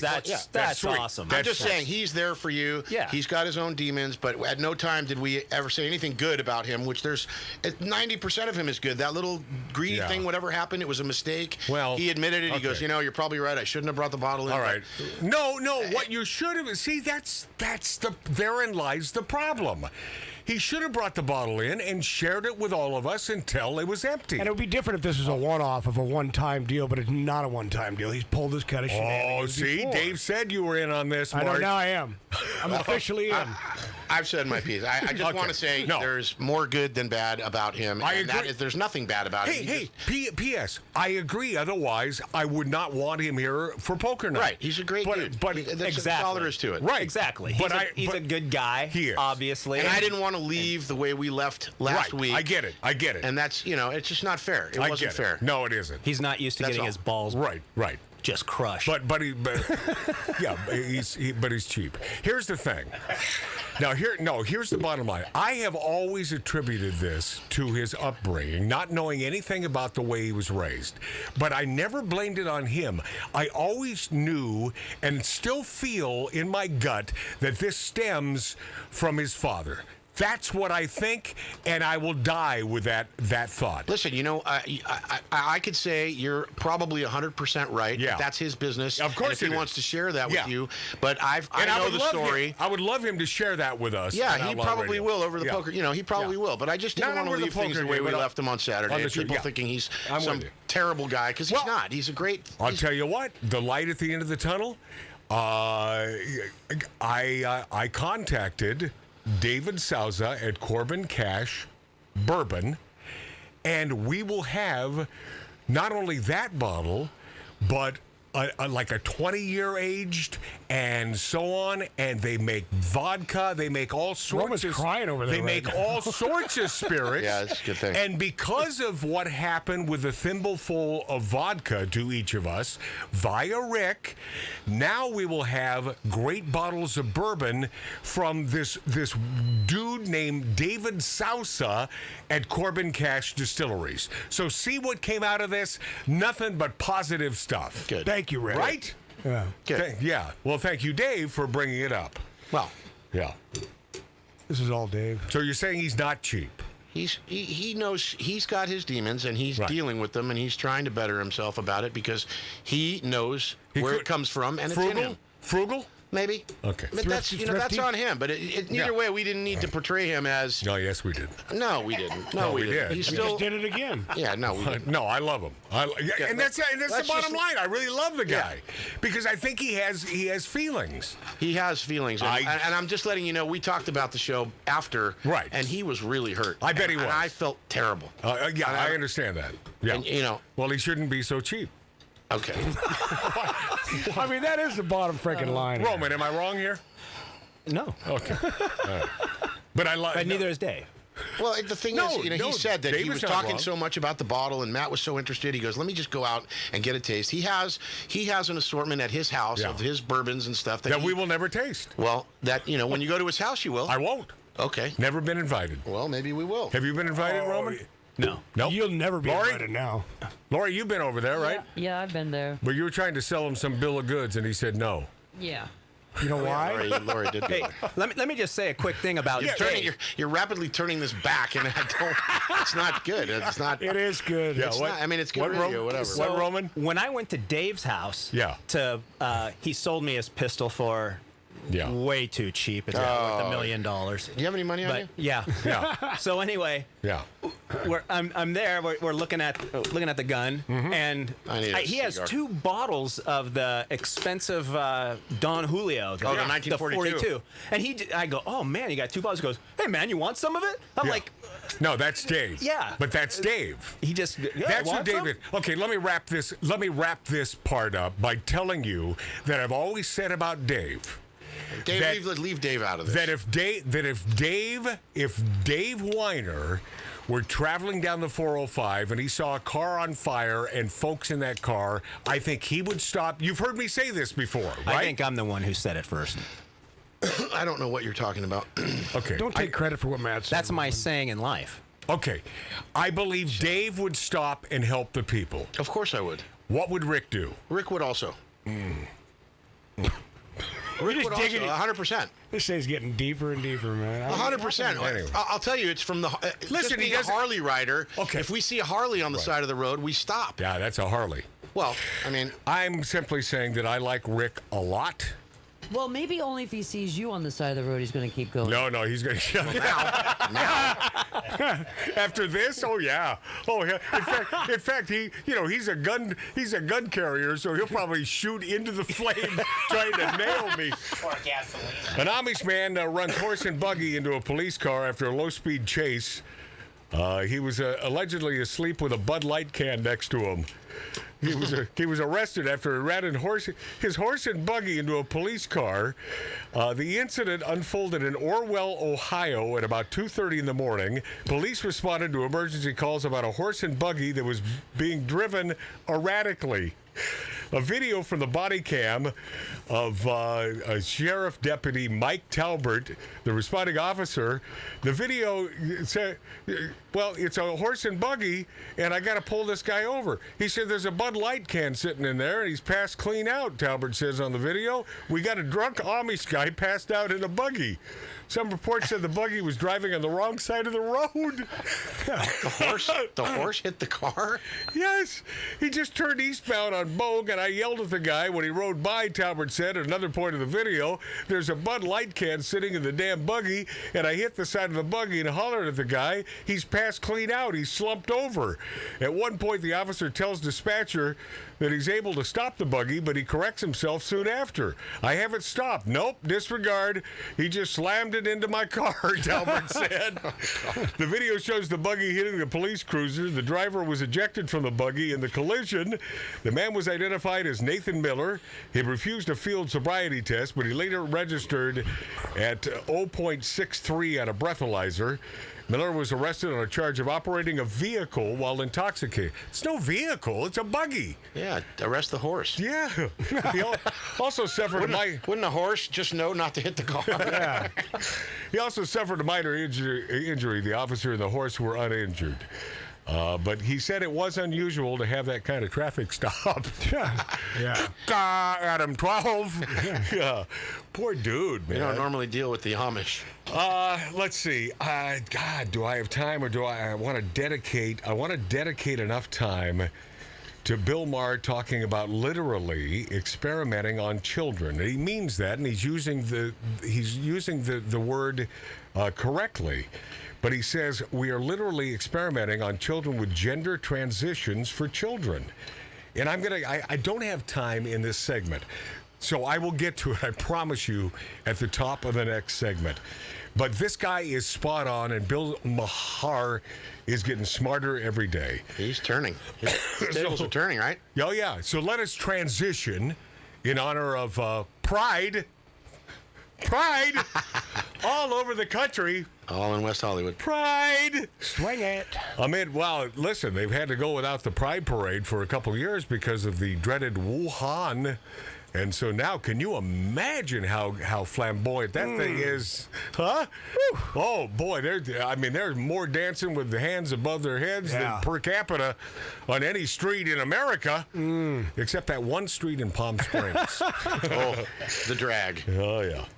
Amid pushback from parents and Republican leaders, Disney has launched a Pride Collection initiative, which includes an LGBTQ E-I-E-I-O ad on this fun that wasn't LGBTQ,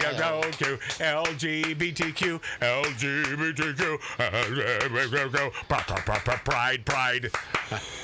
A Pride-themed line of plush toys marketed to young children.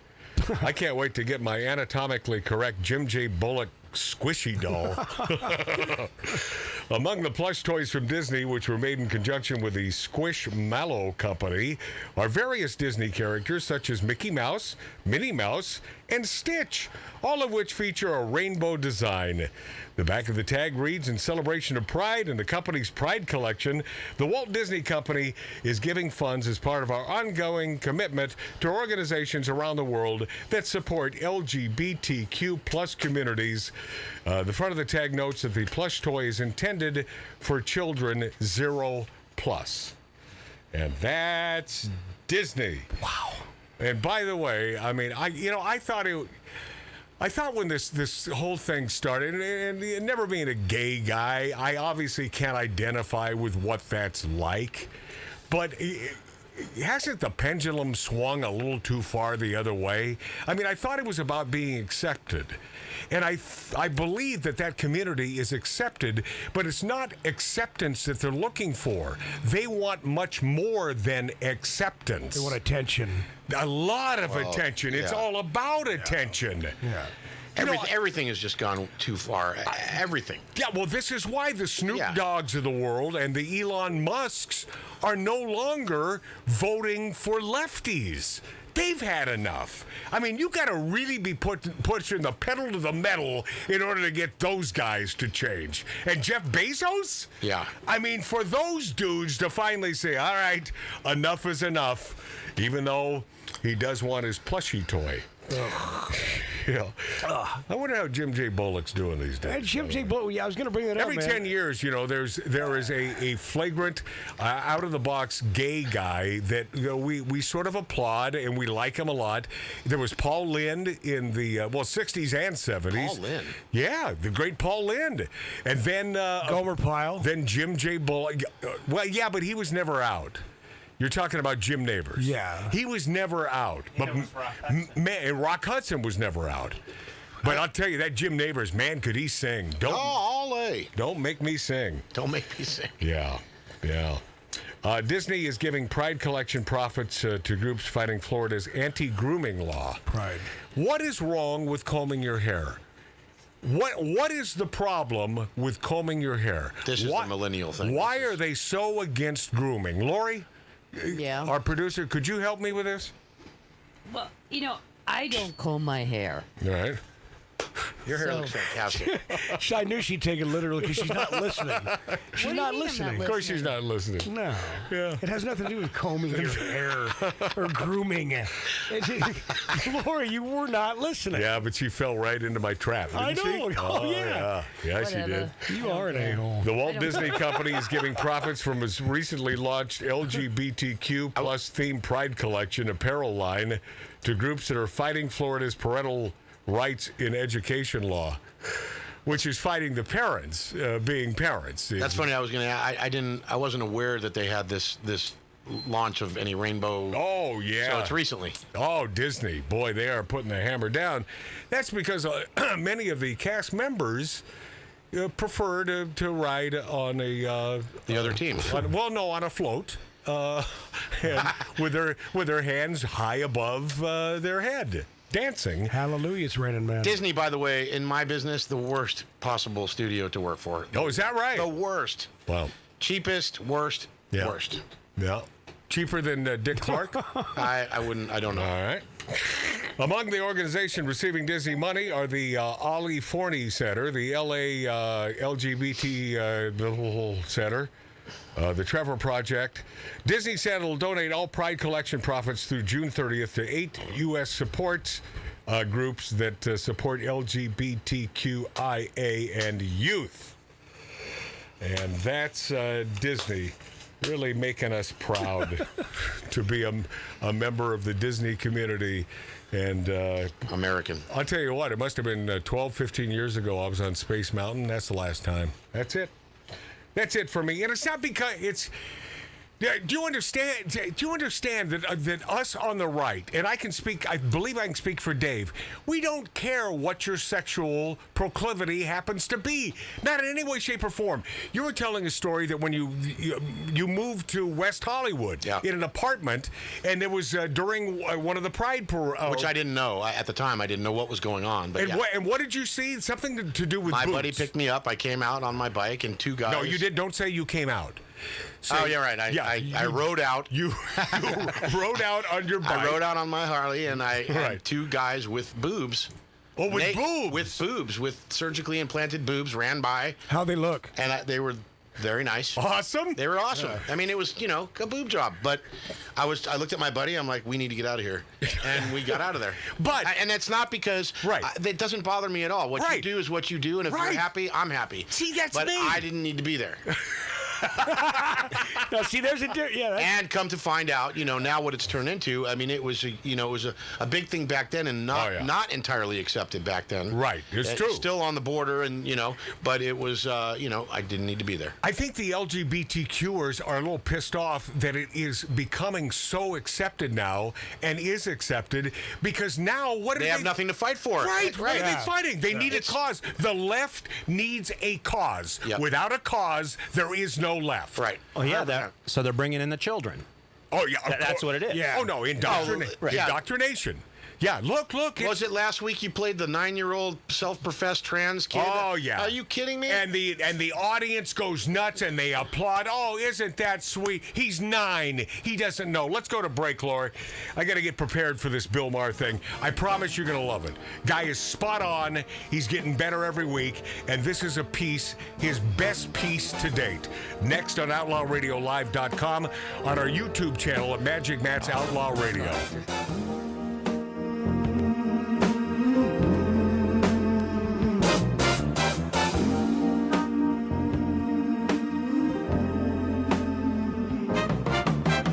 You want my love and you can't deny. You know it's true, but you try to hide. Yeah. You turn down love like it's really bad. Ow. You can get what you never had. Yeah. Well, bless your soul, you can fool a few. I know the truth, not so do you. How? You can hide. I bet betcha. Can't hide love. Well, I betcha. I can't hide. Yeah.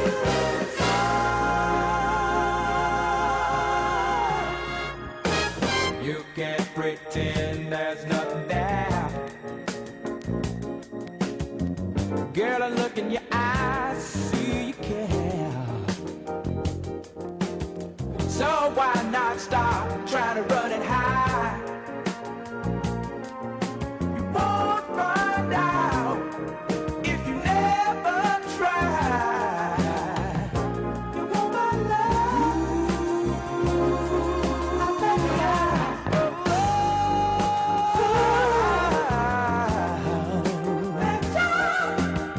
you want my love? Well, I betcha.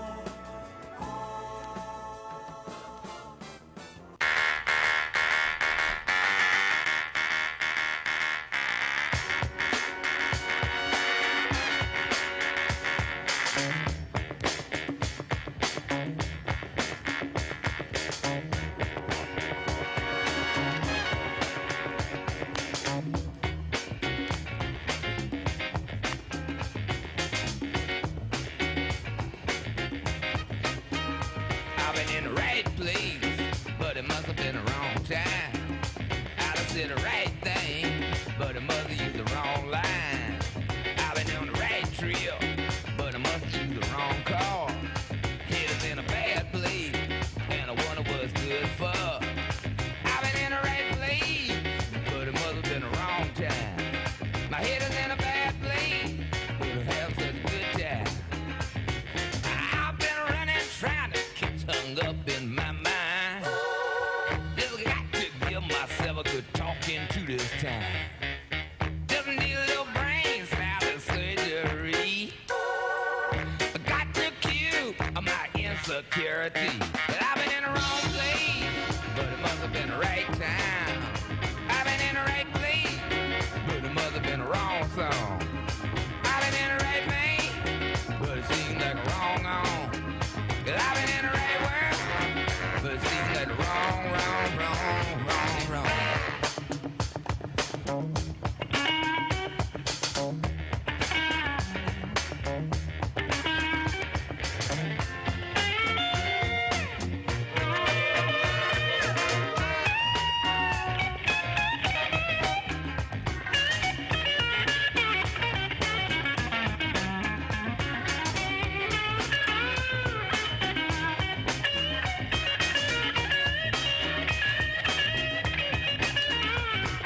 Slipping, dodging, sneaking, peeping, hiding out down the street.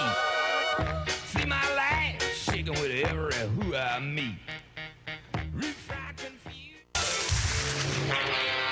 Passive Aggressive has a new home. You're listening to Outlaw Radio with Magic Matt Allen. It's Outlaw Radio time!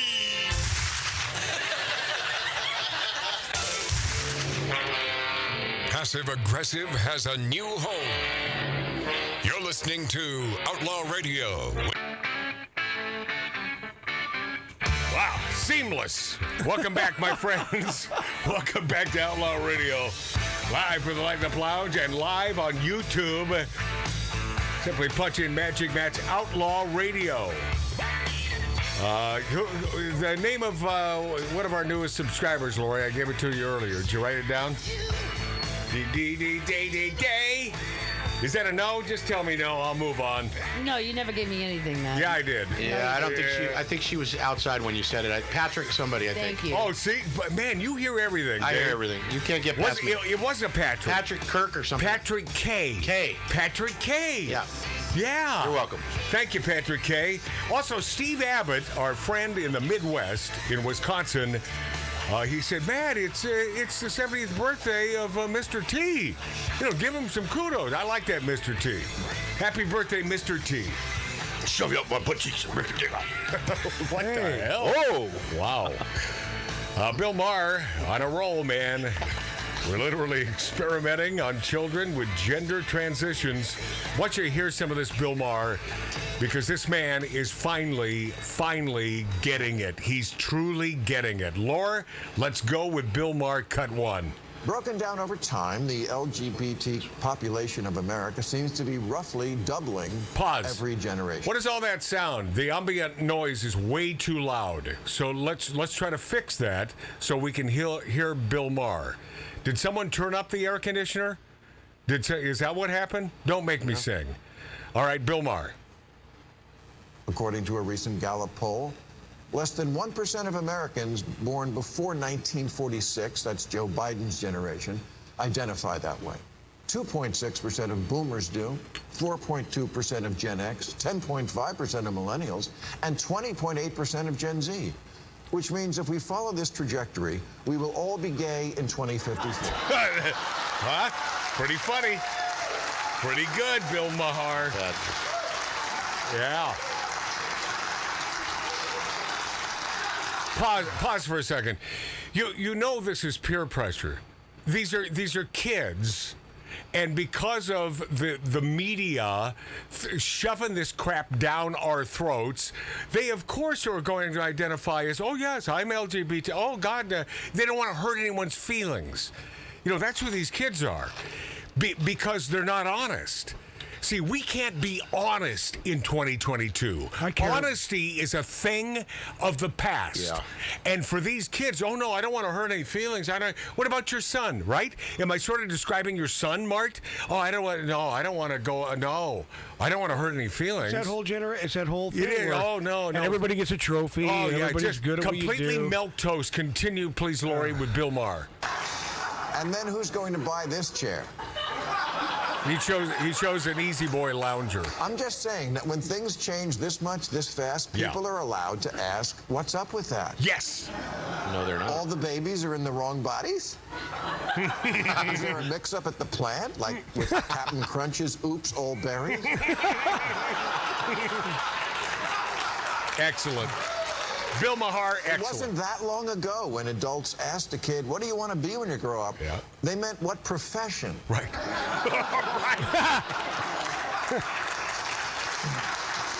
Nicely done, Bill. In the wake of America about to lose abortion rights, the ACLU recently tweeted a list of those who would be disproportionately harmed by this. You would think women might top that list?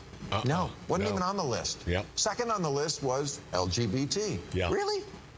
Abortion rights affects gay and trans people more than, you know, breeders? Right. Pause for a second. Wow. For those who aren't aware of this, that's what gay people call us, heterosexuals. They call us breeders. Right. Continue. I'm happy for LGBT folks that we now live in an age where they can live their authentic lives Me too. openly. Excellent. And we should always be mindful of respecting and protecting. Yes. But someone needs to say it. Not everything's about you. There you go. Bam. Pause. By the way, Bam is correct. Right. 100% correct. It's not everything is about you, you attention-seeking freaks. Did I say freak? Yeah, I think I did. Go.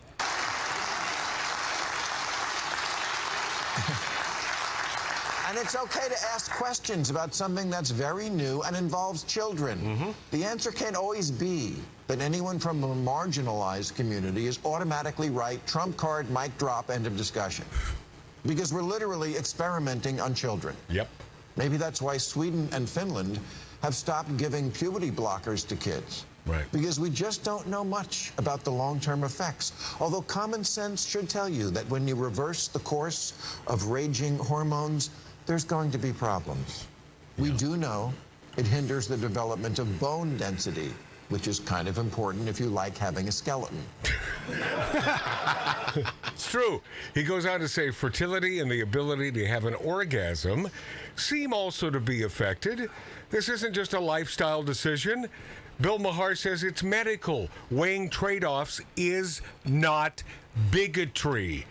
Billy further stated, Yet when a book questioning the sudden uptick in transitioning children was released, a trans lawyer with the ACLU named Chase Strangio tweeted, stopping the circulation of this book and these ideas is 100% a hill I will die on. How very civil liberties of him. Chase, by the way, has just been named one of the grand marshals of this year's New York City Pride March, along with 3 other trans people and a lesbian. Here comes a money shot. What's missing here? Oh, right, a gay man. Pause. Beautiful. Yeah. Beautiful. What's missing here? A gay man.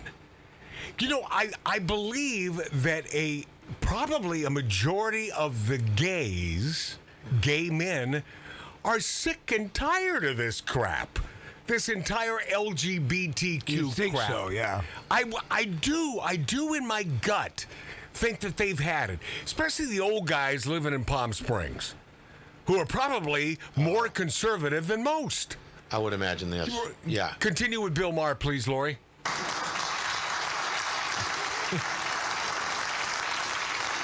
That's where we are now. Gay men aren't hip enough for the gay pride parade. Yeah.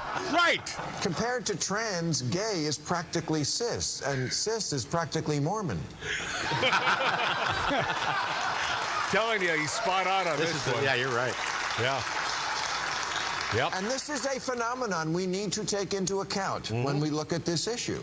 Yes, Part of the rise in LGBT numbers is from people feeling free enough to tell it to a pollster, and that's all to the good. Right. But some of it is, it's trendy.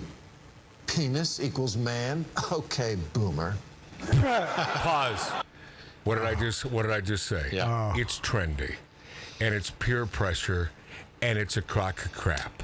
It's a crock of crap, except when it comes to the young females, who, I don't know if I've ever mentioned this on Outlaw Radio, but females are 2 to 3 wines away to having sex with another female.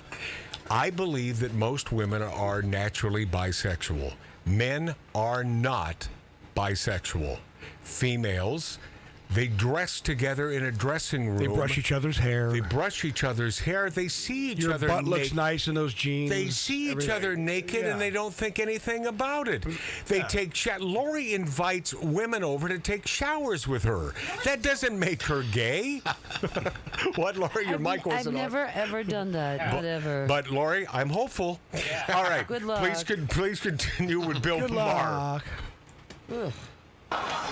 Remember, the prime directive of every teen is anything to shock and challenge the squares of Bam, what you are. boom, done. It's why nobody gets a nose ring at 56. Yes!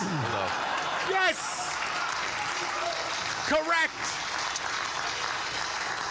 And if you haven't noticed that with kids, doing something for the likes is more important than their own genitals, you haven't been paying attention. Dr. Erica Anderson is a prominent 71-year-old clinical psychologist who is herself transgender and who now says, I think it's gone too far.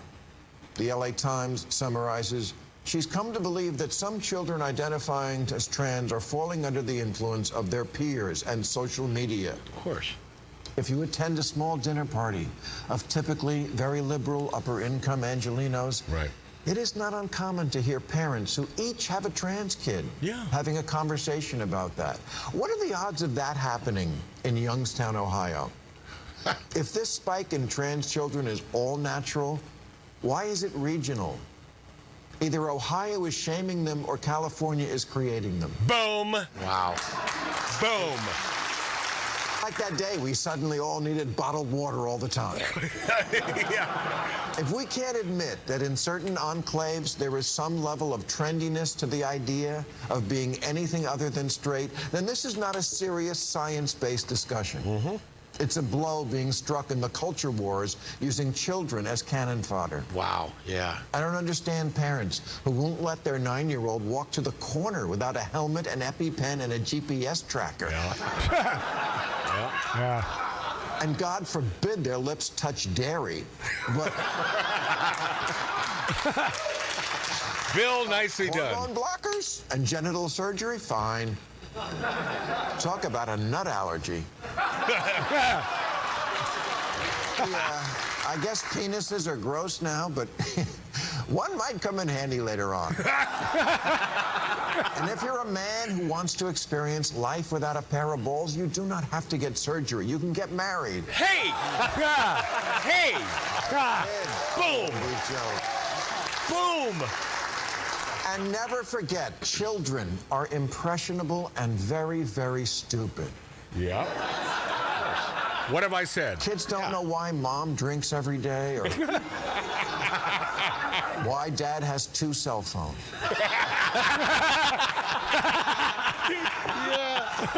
Roman? Maybe the boy who thinks he's a girl is just gay. Right! Or whatever Frasier was. Pause. That's one of my favorite lines, or whatever Frasier was, because Frasier was very articulate and very upper crust, but yet you could never really figure out because he was just a little too tidy. I love that line, Bill. Very neat. I love that line. Continue, please, Laura. Maybe the girl who hates girly stuff just needs to learn that being female doesn't mean you have to act like a Kardashian. Childhood makes you sad sometimes, and there are other solutions besides hand me the dick saw.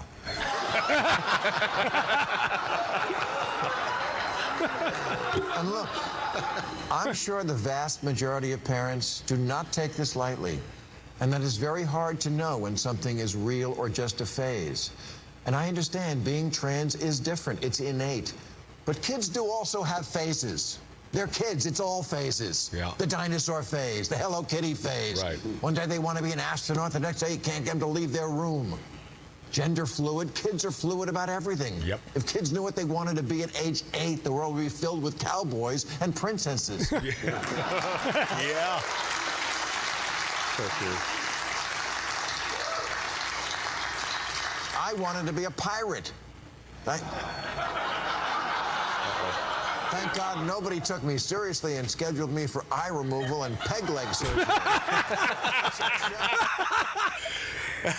Is that not great stuff? Unbelievable. And spot on. It might be the first time I've ever heard you not disagree with one thing he said. Well, no. He has been on the correct page many times over the last several years. But he's just burrowing down on this, man. That was awesome. Because he's one of these guys that he's had it up to here with us. Yeah, it was awesome. Eye removal and peg leg surgery. That was awesome. Yeah, we'll be this after back on Outlaw Radio. And during this song, I will put on my 10-gallon hat and my boots because I want to be a cowboy.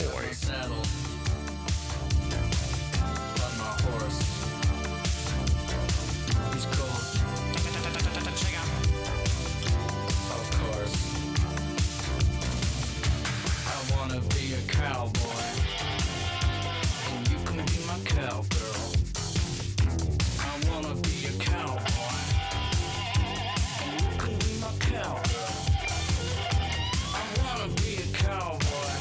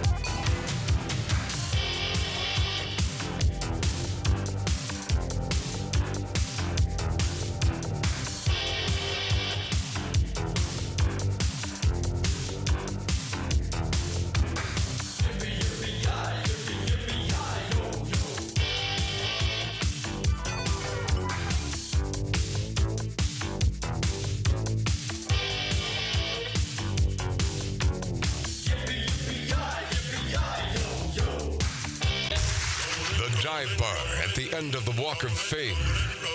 The cartilage left over in a bag of Popeye's chicken. Chronic talk from stars, would-be stars, wannabes, and people who just want to hear themselves talk. This is Outlaw Radio with Magic Matt Allen. What a boy would be if Siegfried and Roy had a son.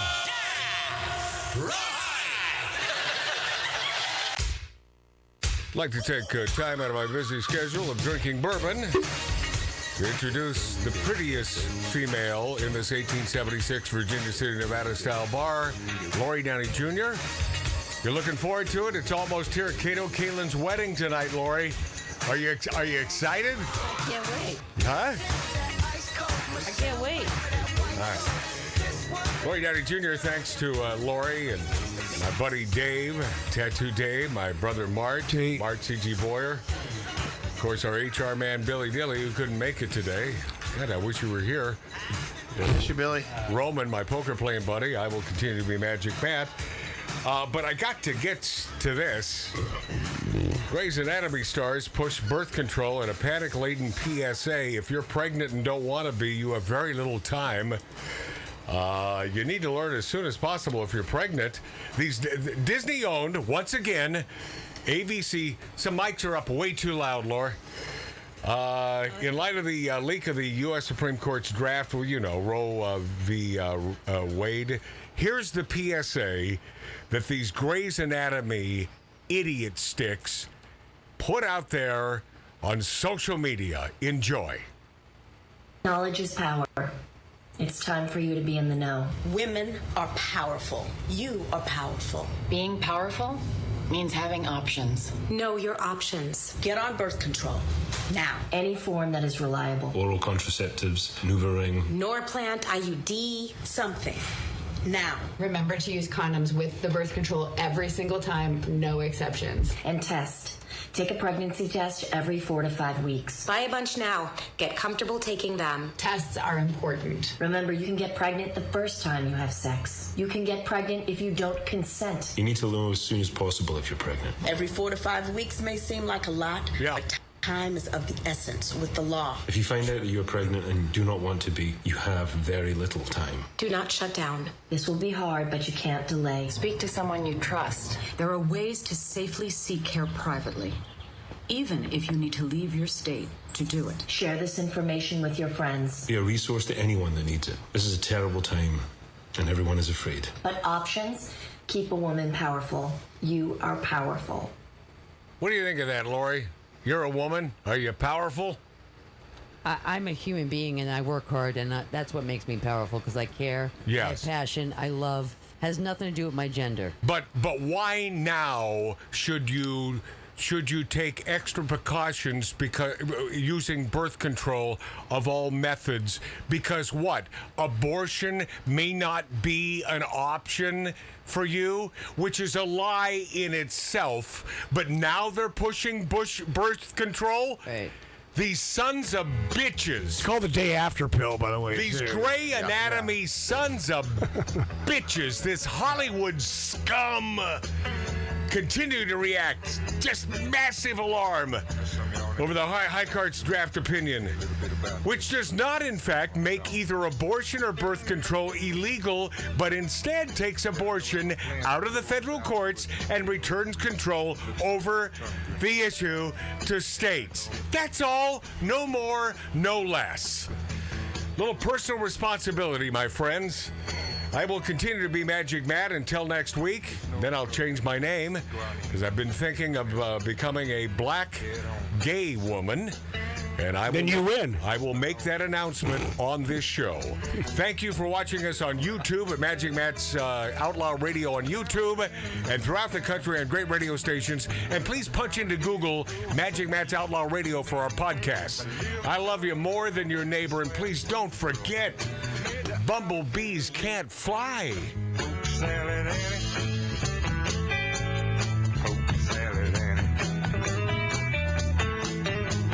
Everybody said it was a shame, 'cause her mama wasn't working on a chain gang.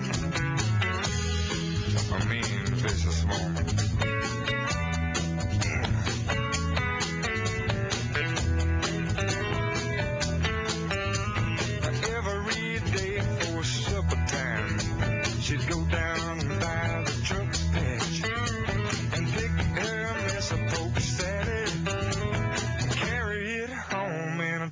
say, Coke salad, Annie.